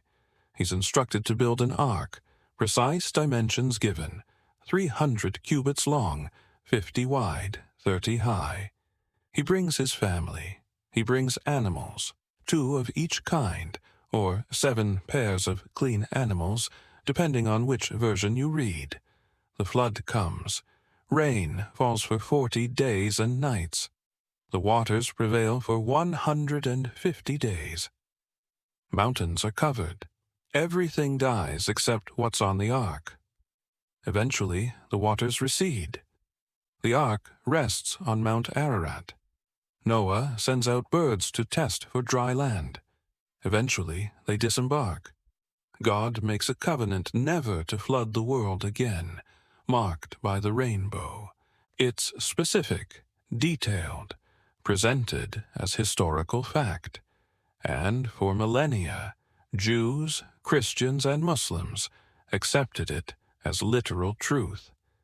But Genesis was written around 600 BCE, compiled from earlier sources during or after the Babylonian exile. The Hebrews were in Babylon, exposed to Babylonian culture, Babylonian libraries, Babylonian myths. And Babylon had inherited its traditions from earlier Mesopotamian cultures, from Akkad, from Sumer. The Epic of Gilgamesh, written down around 2100 BCE, but based on earlier Sumerian sources, contains a flood narrative that's structurally identical to Noah. Utnapishtim receives divine warning from the god Ea. He's instructed to build a boat, precise dimensions given. He brings his family, craftsmen, and animals. The flood comes for 7 days and nights. Everything dies. The boat rests on a mountain. Utnapishtim sends out birds to test for dry land. Eventually, they disembark. The gods grant him immortality and place him at the mouth of the rivers. The parallels are unmistakable. Noah is a literary descendant of Utnapishtim, who is the Babylonian version of the Sumerian Ziusudra. Each culture inheriting the story from the previous one, adapting it to their own theology but preserving the core structure. And that core structure, divine warning, boat, animals, mountain, birds, new beginning, is the template. The pattern that gets repeated because it works narratively, because it encodes something essential about catastrophic survival, because it preserves in story form what might otherwise be lost. The knowledge that this has happened before, that humanity survived through preparation and adaptation, that the world can end and begin again. But here's what's crucial. Genesis and Gilgamesh aren't describing the same flood. They're using the same narrative template to describe different events. The Mesopotamian river floods that happened repeatedly across millennia. The specific overflow events that devastated Ur, Shuruppak, Kish. Regional catastrophes that were terrible enough to be remembered, but not world-ending in the literal sense. The template, however, the underlying story structure about total world-ending deluge that comes from something older, from the memory of when water actually did reshape the world, when coastlines actually did retreat beyond recognition, when populations actually were displaced on scales that felt apocalyptic. The Ice Age drowning, the Persian Gulf flooding, the original catastrophe that created the template every subsequent flood story uses. Now, look at India. The Hindu flood narrative centers on Manu, the first man, progenitor of humanity. One day, while washing his hands in a river, Manu finds a tiny fish. The fish asks for protection, promising future reward. Manu keeps the fish in a jar, then transfers it to a tank as it grows, then to a lake, then releases it into the ocean when it becomes too large. The fish, revealed as Matsya, an avatar of Vishnu, warns Manu that great deluge is coming. He should build a boat and bring the 7 sages, seeds of all plants, and pairs of all animals. The flood comes. The waters rise until the whole world is submerged. Matsya, now enormous, tows Manu's boat to a mountain peak. Eventually, the waters recede. Manu performs sacrifices. From him, humanity is reborn. Different theology, different geography, different cultural context, but same structural story. Divine warning from supernatural being, boat building, animal and seed preservation, universal flood, mountain refuge, new beginning, repopulation of Earth. This isn't borrowed from Mesopotamia. The Hindu tradition developed independently, though there may have been ancient contact. But the structure is the same because the template is the same, because cultures remember catastrophic flooding through this narrative pattern, because this is how societies encode the memory of displacement, survival, and renewal. And India had its own coastline transformations. The Indus Valley civilization flourished from approximately 3,300 BCE, but its precursors stretch back much further. During the Ice Age, the Indian subcontinent's coastlines were dramatically different. The Sunda Shelf to the east was exposed land. The Arabian sea coastlines were further out. The Persian Gulf Valley was still dry, and potentially connected via trade routes to early Indus Valley populations. When the seas rose, these coastlines retreated. Settlements were submerged, populations displaced. The southern tip of India, now separated from Sri Lanka by the Palk Strait, was once connected by a land bridge, the remnants visible as Adam's Bridge, a chain of limestone shoals. That bridge was above water during the Ice Age. It was crossable, and when the water rose, it went under. Any populations living on coastal plains, on river deltas, on what is now seafloor, they experience the same slow-motion catastrophe as populations around the Persian Gulf. The same gradual but undeniable transformation, the same displacement inland, the same need to preserve the memory of what happened. And they preserved it the same way, through flood mythology, through stories of divine warning and survival and new beginnings. Different names, different gods, different details, but same template, because the template works, because it encodes something true about what happened when water reshaped the world. Greece offers Deucalion and Pyrrha. Zeus decides to destroy humanity with a flood because of their wickedness, or, in some versions, because of the crimes of the Titan Lycaon. Prometheus warns his son Deucalion.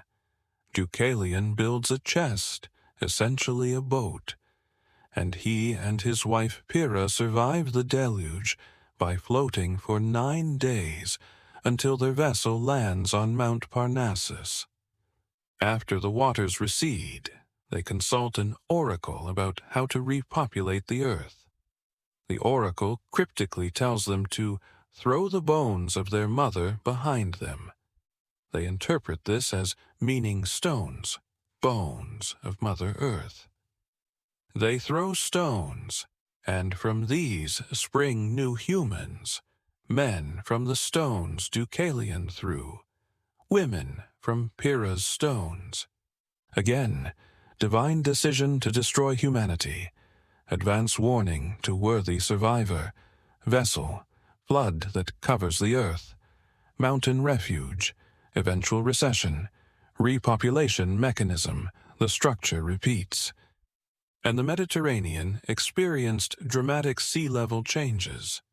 The Black Sea, flooding around 5,600 BCE, was probably catastrophic for any populations around the former freshwater lake. The Mediterranean coastlines retreated significantly during the Ice Age and advanced again as seas rose.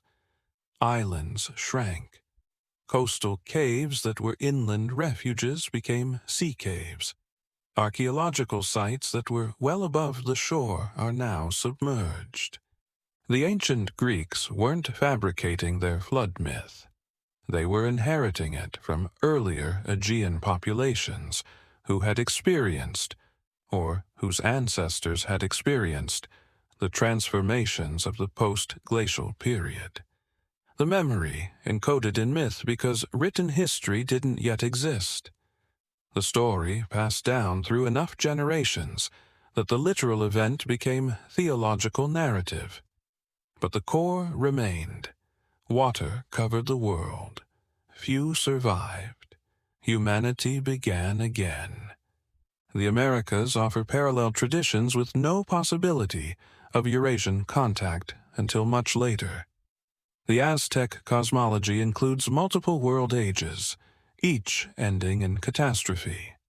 The fourth world age, the fourth sun, ended in a great flood. Only one couple survived by hiding in a hollow log, floating on the waters, eventually landing on a mountain. From them, humanity descended. The Hopi of the American Southwest describe their emergence through multiple worlds, the third world ending when wickedness became too great, and Sotonang, a spiritual being, instructed Spider-Woman to save the righteous. She sealed them in hollow reeds while the world was destroyed by flood. After the waters receded, they emerged into the current fourth world. Different cultures, different continents, different timelines of settlement, but same structural story: moral corruption, divine judgment, flood, few survivors, emergence into New World. North American coastlines also transformed dramatically as ice sheets melted. The Pacific Northwest coastline was further out during the Ice Age. The Bering Land Bridge, the route by which humans first entered the Americas, was above water until approximately 11,000 years ago, when rising seas submerged it.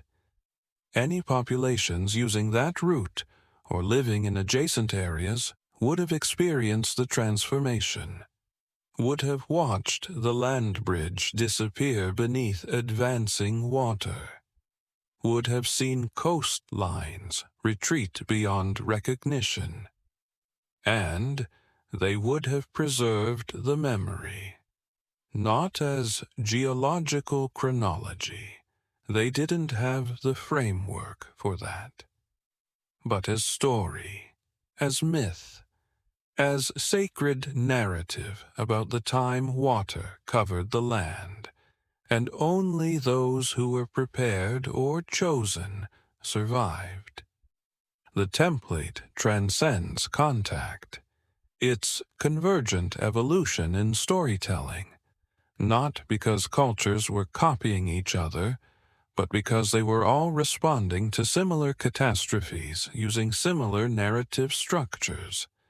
Because flood mythology is an effective encoding mechanism for preserving the memory of displacement and survival.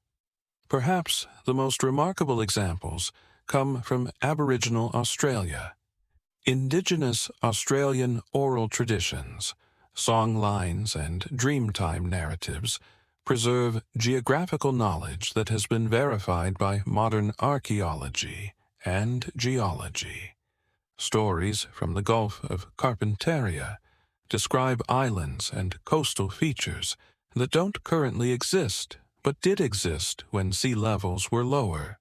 Stories from the Bass Strait region describe when Tasmania was connected to the mainland, which last occurred approximately 12,000 years ago when the land bridge was submerged by rising seas.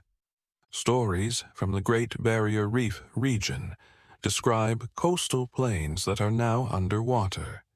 When archaeologists and geologists mapped submerged landforms using modern technology, They found that the stories were geographically accurate.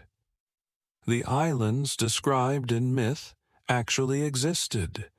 They're now underwater, but they were real places during the late Ice Age. This is memory transmission across 400-plus generations, 10 to 12,000 years of oral preservation, without writing, without external recording technology, just story, song, ritual, and the cultural commitment to accurate transmission. And many of these stories include flood motifs, rising waters covering the land, islands disappearing, coastal peoples forced to move inland, the world transforming in ways that reshaped how humans could live in it. But here's what's crucial. The Aboriginal stories aren't describing a single worldwide deluge. They're describing specific regional sea level rises, the flooding of the Bass Strait, the submersion of coastal plains along particular stretches of coast, real events affecting real geography. They just use narrative structures, flood myths, creation stories, dreamtime transformations, to encode that knowledge, to make it memorable, to ensure it gets passed down. Because knowing that coastlines can change, and that the land you knows can disappear beneath water, that adaptation and migration might be necessary for survival, that's essential knowledge. Knowledge worth preserving across any number of generations. The pattern is global because the phenomenon was global. Sea level rise affected every coastline. The transformation happened everywhere. Not simultaneously in human terms, but overlapping enough that populations around the world experienced similar catastrophes within the same general era. Between 18,000 and 8,000 years ago, coastlines everywhere retreated, land bridges disappeared, river valleys became gulfs, coastal plains became continental shelves, islands shrank or vanished entirely, and human populations, who preferentially settled in coastal zones, in river valleys, in low-lying, fertile areas, were displaced. Where did they go? Inland, up rivers, into highlands, into territories already occupied by other populations, creating conflict or fusion, or into marginal environments, forcing adaptation. And what did they bring? Everything that could be carried, including memory, the memory of what happened. The memory of their homelands now underwater, the memory that water can end worlds and force new beginnings. Each displaced population preserved that memory in ways that made sense within their own cultural framework. For some, it became a story about divine judgment. For others, a creation narrative about emergence into a new world. For still others, a cautionary tale about the power of nature and the necessity of heeding warnings. But underneath the theological variations, the narrative structure remains consistent. Because the structure works, because it encodes in memorable story form what might otherwise be lost. That catastrophic flooding has happened before. That survival requires preparation and adaptation, that the world can change so fundamentally that everything familiar disappears, and humanity must begin again with only what it carried: knowledge, memory, identity, hope. The flood myths aren't proof of one global deluge. They're proof of something more unsettling, that water has reshaped the world repeatedly, that humanity has survived each time by remembering, and that we're actually living through another transformation right now. The next chapter in a story that's been unfolding for thousands of years.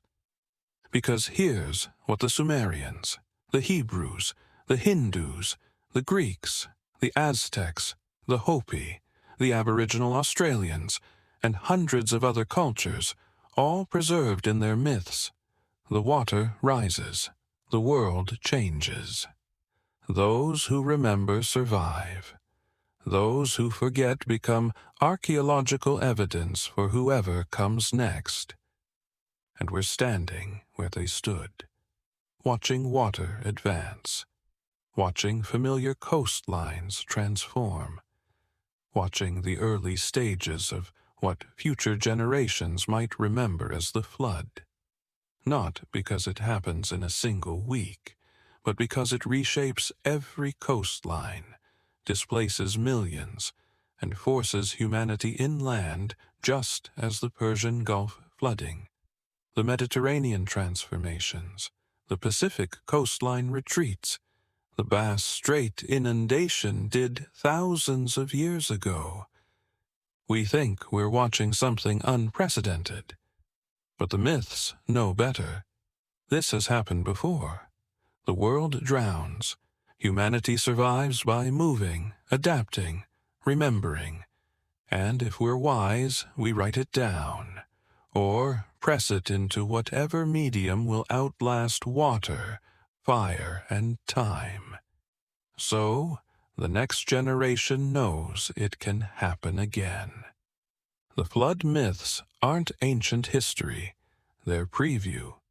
The warning encoded in story form by every culture that survived the last transformation. The message written in myth because no other language could carry it across thousands of years of oral transmission. And the message is simple. Pay attention. The water rises, the world changes. Prepare, adapt, remember, survive. Because it's happening again, right now. The coastlines are retreating, the glaciers are melting, the seas are rising, and somewhere in the future, if humanity survives, they'll tell stories about us, about the generation that knew what was coming, about whether we heeded the warning encoded in every flood myth across every culture, about whether we remembered, or whether we became another layer in the archaeological record. Another civilization that thought the ground beneath them was stable. Another group of drowned foundations, lost beneath advancing waves. The myths tried to tell us. The Sumerians tried to warn us. Every culture that preserved a flood narrative was passing forward the knowledge that has happened before and will happen again. The question is, are we listening? We live at the edge of rising water. Not metaphorically, actually. The numbers are precise, measured by satellites and tide gauges and research stations positioned across every ocean. Global mean sea level has risen 24 centimeters since 1880. The rate has accelerated. Between 1901 and 1971, seas rose an average of 1.3 millimeters per year. Between 1971 and 2006, that increased to 1.9 millimeters per year. From 2006 to present, it's approximately 3.4 millimeters per year, and accelerating. Current projections, depending on emission scenarios and ice sheet behavior, suggest 130 centimeters of rise by 2100. Conservative estimates, optimistic even, if major ice sheet collapse occurs.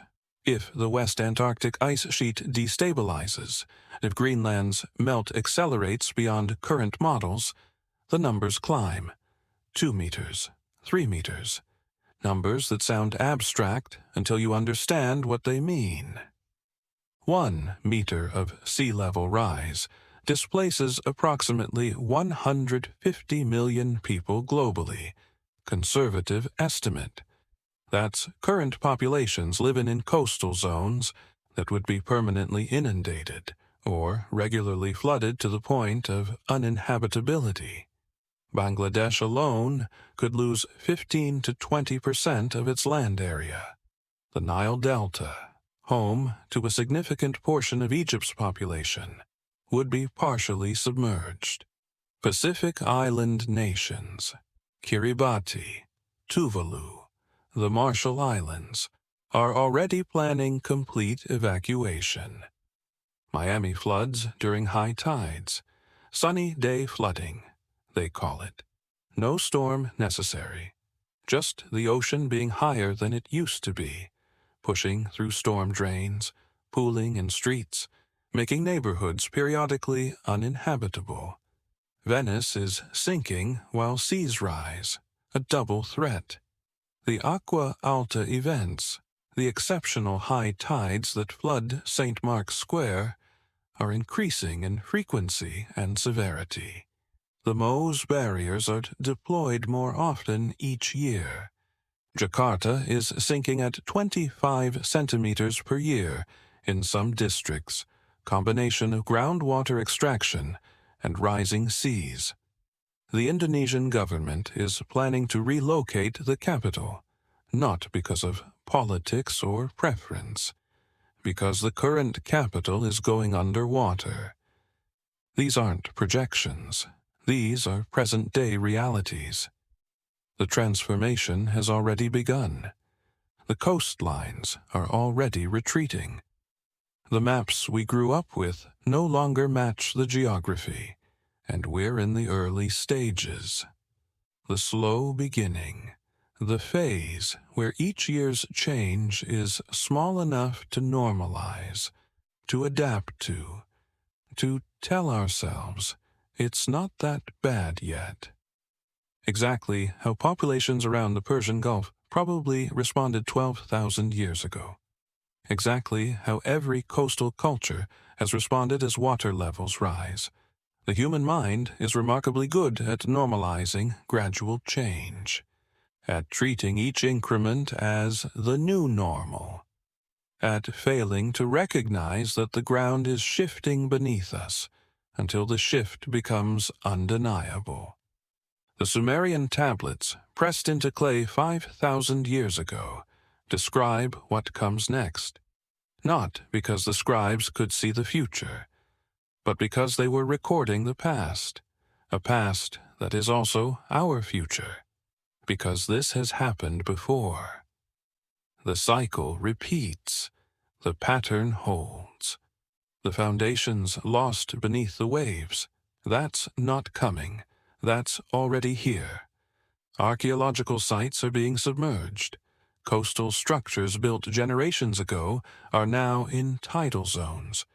Buildings designed to be inland are now threatened by storm surge. Foundations are literally being lost as coastlines erode and seas advance. The land was turned to sea. Every coastal marsh that shifts from brackish to saltwater as seas intrude. Every river delta that becomes more estuary than river. Every low-lying plain that transitions from seasonal flooding to permanent inundation. The land is turning to sea, slowly, but inexorably. The mountains became islands. Not yet, not literally, but give it time. Give it a few more meters of sea level rise. The highlands that are currently peninsulas will become islands. The elevated ground that's accessible by road will require boats. The transformation the tablets describe in mythic language is already unfolding in literal geography. The Sumerians weren't fortune-tellers. They were witnesses to the tail end of the last transformation. and they wrote down what their ancestors had experienced so future generations would know. This happens. The water rises, the world changes. Humanity survives by adapting, migrating, remembering. And here we are, living through the next chapter, watching the same transformation unfold. Different time scale. Our sea level rise is happening in decades and centuries rather than millennia. Different cause. Ours is anthropogenic rather than natural glacial cycles, but same fundamental pattern. Water rising, coastlines retreating, populations facing displacement, knowledge systems threatened by catastrophe. The difference is we know what's coming. The Sumerians didn't have climate models or satellite monitoring or global temperature records. They experienced the change without understanding the mechanism. They adapted reactively rather than proactively. We have no such excuse. We know the ice is melting. We know the seas are rising. We know which coastlines are most vulnerable. We know approximately how many people will need to relocate. We know the timescales, the mechanisms, the probable outcomes. And yet, we respond slowly, partially, locally rather than globally, building seawalls in wealthy cities while poor nations face inundation with minimal resources, acknowledging the problem intellectually while failing to act proportionally, treating it as future crisis rather than present emergency. The Sumerians would recognize this. The pattern of knowing and not acting, of seeing the water rise and hoping it won't rise further, of adapting incrementally rather than transformatively, of preserving knowledge while losing the landscape that knowledge described. There's a specific kind of irony in where we keep the Sumerian tablets, climate-controlled museum archives, temperature regulated, humidity monitored, protected from environmental fluctuations, protected, in other words, from the very thing those tablets describe, catastrophic water and the transformation it brings. We preserve their warning behind glass while living through the next iteration of what they warned about. We study their flood myths as ancient history while experiencing the early stages of modern flooding. We translate their words about foundations lost beneath waves, while foundations literally wash away on coastlines worldwide. The tablets rest in darkness, breathing slowly behind their protective cases. The wedge marks pressed into them 5,000 years ago are still sharp, still readable, still whispering the same message they've whispered for 50 centuries. This has happened before. The waters rose, the world changed. We survived by remembering. Will you? That's the question embedded in every cuneiform mark. Not a rhetorical question, an actual one. A question directed at whoever comes next, at whoever excavates the ruins and translates the texts and asks what these ancient peoples knew. They knew this, that water reshapes worlds, that coastlines are temporary, that the landscape humans inhabit is always provisional, always subject to transformation by forces beyond control. That survival requires not just adaptation, but active preservation of knowledge. That memory, encoded in whatever medium will last, is the difference between civilizations that endure and populations that vanish. They chose clay. We have better options. Digital archives, seed vaults, climate records stored redundantly across multiple continents. But we also have fragility they didn't. Their clay tablets last 5 millennia without power, without maintenance, without technological infrastructure. Our digital records require constant energy, constant updating, constant migration from obsolete formats to current ones. If civilization collapsed tomorrow, which records would survive longer? The clay pressed by Sumerian fingers, or the data stored in our cloud servers?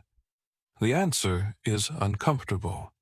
The more advanced our recording technology becomes, the more fragile our long-term memory gets.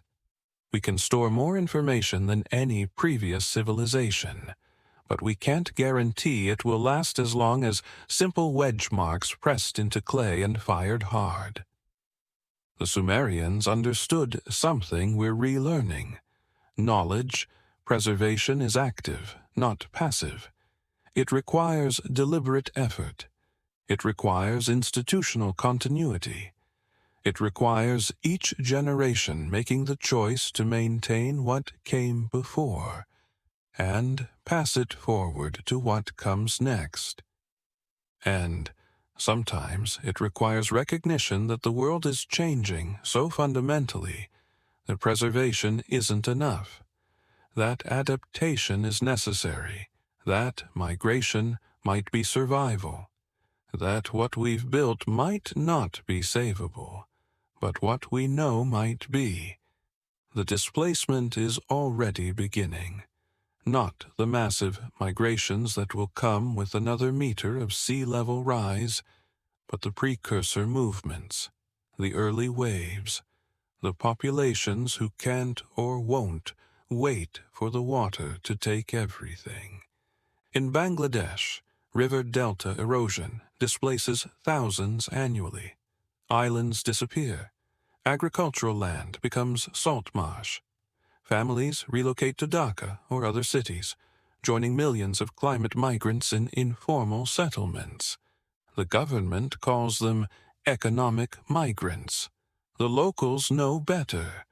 The water drove them inland. In the Pacific, entire nations are negotiating for land in other countries. Tuvalu has agreements with New Zealand and Australia for potential relocation of its entire population. The Marshall Islands similarly.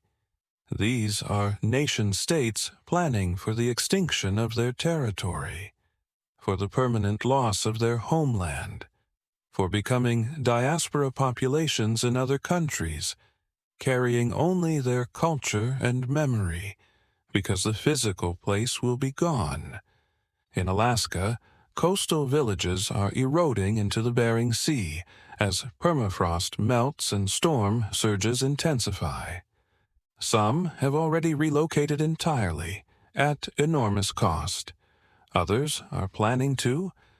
The federal government classifies them as the first American climate refugees, though the residents resist the label. They're not refugees. They're people being forced from their homes by water, which is, functionally, what refugees are. In Louisiana, the bayou communities are disappearing. Land loss from subsidence and sea level rise combined. An American football field's worth of coastal wetland disappears every hour. Entire settlements, generations old, are being abandoned. The people moved north, carrying what they can, leaving everything else to the advancing Gulf. And these are just the visible displacements, the documented cases, the situations dramatic enough to make news. Beneath them are countless smaller movements, families relocating from eroding coastlines, businesses closing in flood-prone zones, farmers abandoning fields contaminated by saltwater intrusion. All of it gradual enough to seem like individual choices rather than the leading edge of mass migration. But it's beginning. The pattern the Sumerians lived through. The displacement that forced populations from the Persian Gulf Valley into Mesopotamia proper. The slow retreat inland as water claims territory humans once inhabited.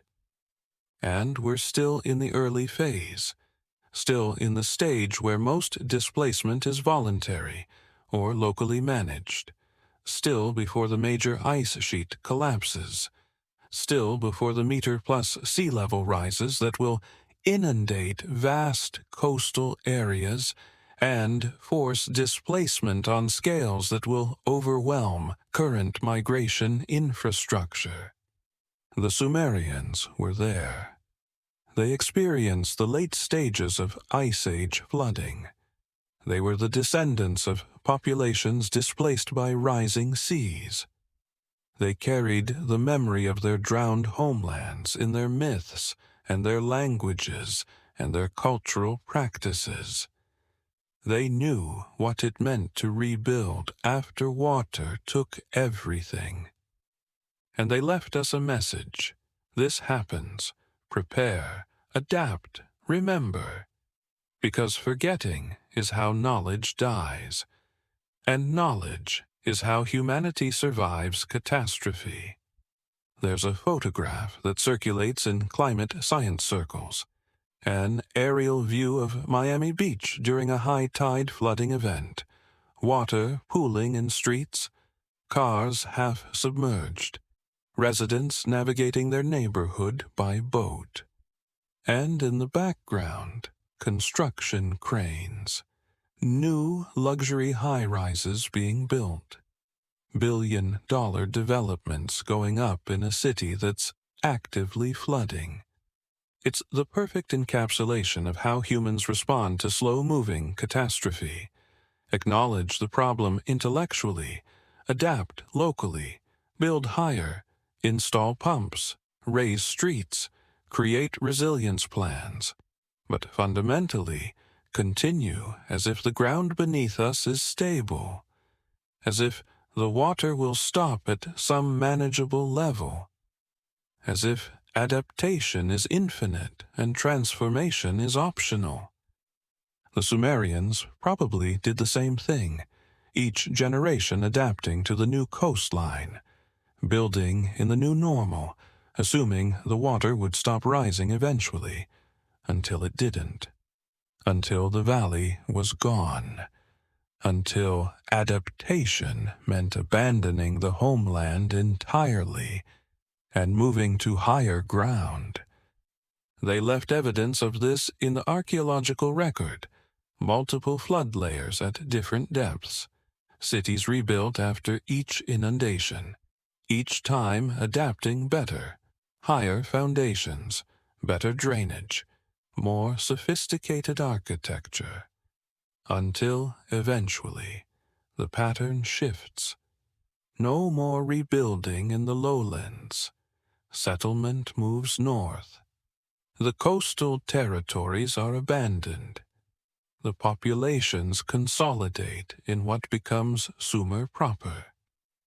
The transition from attempting to resist the water to accepting displacement and relocating, that's visible in the archaeology, and it's coming for us. We're still in the resistance phase, still building seawalls and pumping stations and elevated structures, still believing technology can hold back the ocean. But there's a limit to how much adaptation is possible. There's a point where the cost of staying exceeds the cost of leaving, where the engineering required to maintain habitation becomes prohibitive, where the frequency of flooding makes normal life impossible. Miami will reach that point. So will Venice, Jakarta, Bangkok, Shanghai, every coastal megacity, not tomorrow, not next year, but within timescales that are well within current human lifespans. Children being born today will live to see major coastal cities partially abandoned. We'll see mass migrations dwarfing current refugee crises. will see the maps redrawn as coastlines retreat and territories disappear. And they'll ask why we didn't act sooner, why we didn't take the warnings seriously, why we continued building in flood zones when we knew the water was rising, why we treated it as future problem rather than present crisis. And we'll tell them what every generation tells the next when questioned about catastrophes that were foreseeable but not prevented. We knew, but we didn't know. We understood intellectually, but couldn't grasp emotionally. We had the data, but not the will. We hoped it wouldn't be as bad as projected. We thought we had more time. The Sumerians couldn't tell us why their ancestors didn't abandon the Persian Gulf Valley earlier, why they stayed as long as they did, why they rebuilt after each flood rather than relocating permanently. The knowledge was lost, the decision-making process forgotten, only the outcome preserved. The displacement, the migration, the drowning, encoded in myth. We're creating the same archive, the same record of knowing and not acting, the same evidence of adaptation without transformation. Future archaeologists will excavate our coastal cities. They'll find the layers of flood mitigation, the sea walls, the pump systems, the elevated structures. And they'll ask why we stayed, why we didn't leave before the water took everything. And the tablets we're leaving, our climate reports, our scientific papers, our policy documents, will show that we knew, that we measured the ice melt and the sea level rise and the probable outcomes, that we had the knowledge, but not the collective will, to act on it proportionally. We're becoming the next chapter in the story the Sumerians started writing 5,000 years ago. The story of humanity confronting rising water. The story of adaptation and displacement and survival. The story of knowledge that warns but doesn't always save. But here's what the Sumerians also knew. The water doesn't end humanity. It transforms it. It displaces it.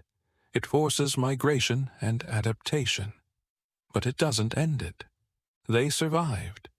Their ancestors survived the Persian Gulf flooding, survived the displacement, survived the loss of their homeland.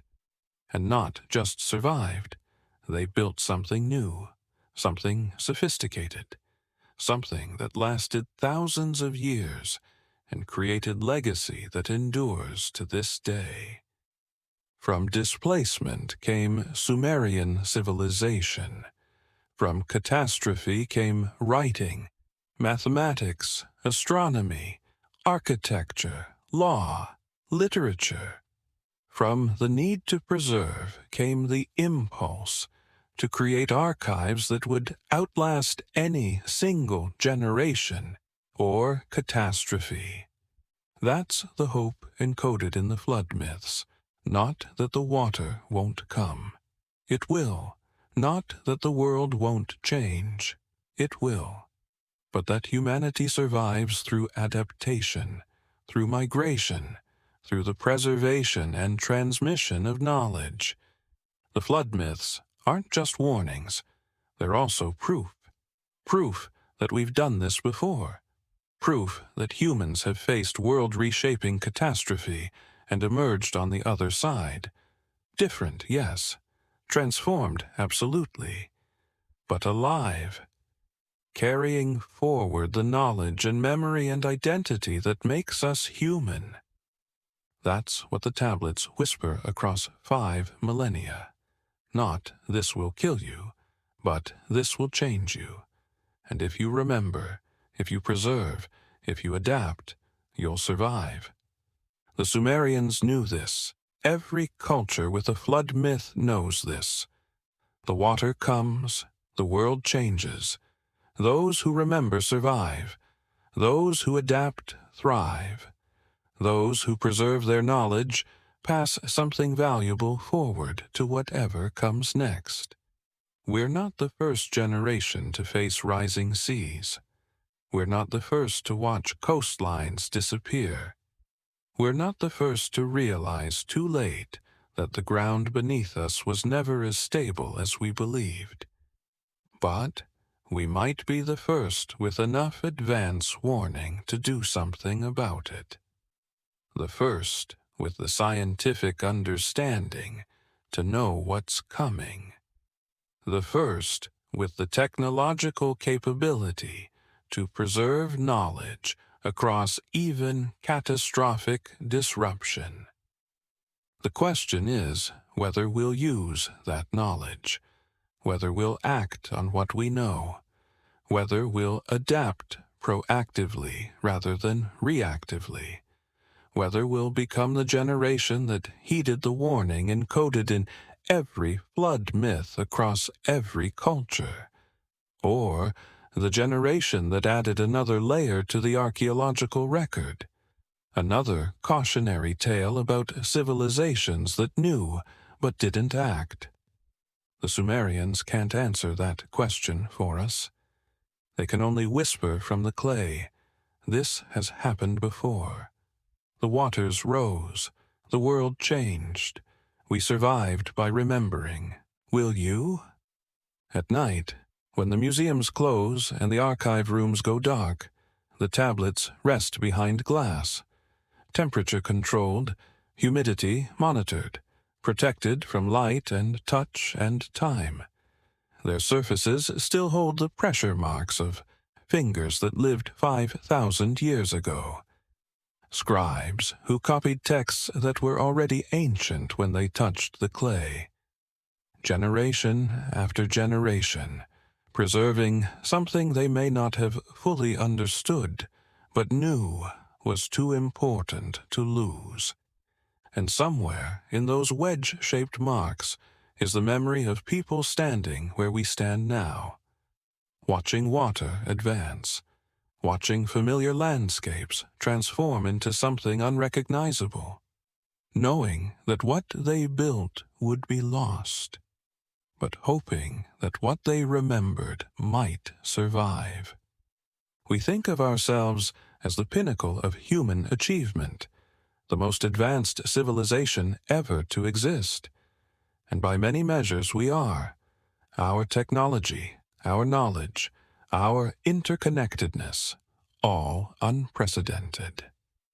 But the Sumerians had something we're only beginning to relearn, the knowledge that this has happened before, that the world drowns, that humanity survives by moving, adapting, remembering. They didn't see themselves as the beginning. They saw themselves as inheritors of an older wisdom, carriers of a memory that predated their cities and would outlast them. And they were right, because we're still reading what they wrote, still translating their flood stories, still asking the questions they knew we'd ask. Where did this knowledge come from? What came before? How many times has the world ended and begun again? The tablets don't answer those questions directly. They can't. The details have eroded. The chronology is blurred. The oldest memories have compressed into myth. But they do something more important. They remind us that we're not the first to face rising waters. We're not the first to watch coastlines disappear. We're not the first to realize too late that the ground beneath us was never as stable as we believed. The Sumerians were witnesses to two floods, one written in clay, one written in the earth itself, one within historical memory, one so old it had become myth. And now we stand at the edge of another, watching the waters rise, knowing what's coming, wondering what we'll leave behind for whoever comes after. If the Sumerian tablets remember a flood older than the flood, if their impossible king lists and mythic chronologies are actually preserving something real, something vast, something that happened before cities, or writing, or the landscape we call home, then what stories will be left behind to remember us? When the waters rise again, as they're already beginning to, what will future archaeologists find? What memories will survive in whatever form memory takes when our digital archives corrode and our cities sink and our certainties dissolve? Will they read our records and wonder, as we wonder now, whether we knew what was coming? Will they see us as beginners or as inheritors? Will they understand that we too were trying to preserve something, trying to write down the warning, trying to hold on to knowledge while the shorelines shifted beneath us? Or will they simply find the layer we left behind, plastic, concrete, steel, and treat it the way we treated Woolley's flood silt? As proof of catastrophe, evidence of an ending, the boundary between one world and whatever comes next. The tablets rest in darkness, breathing slowly, holding secrets we're still learning to hear. And somewhere beneath museum glass, pressed into clay 5,000 years ago, the Sumerians are still whispering, "This has happened before. The waters rose. The world changed. We survived by remembering. Will you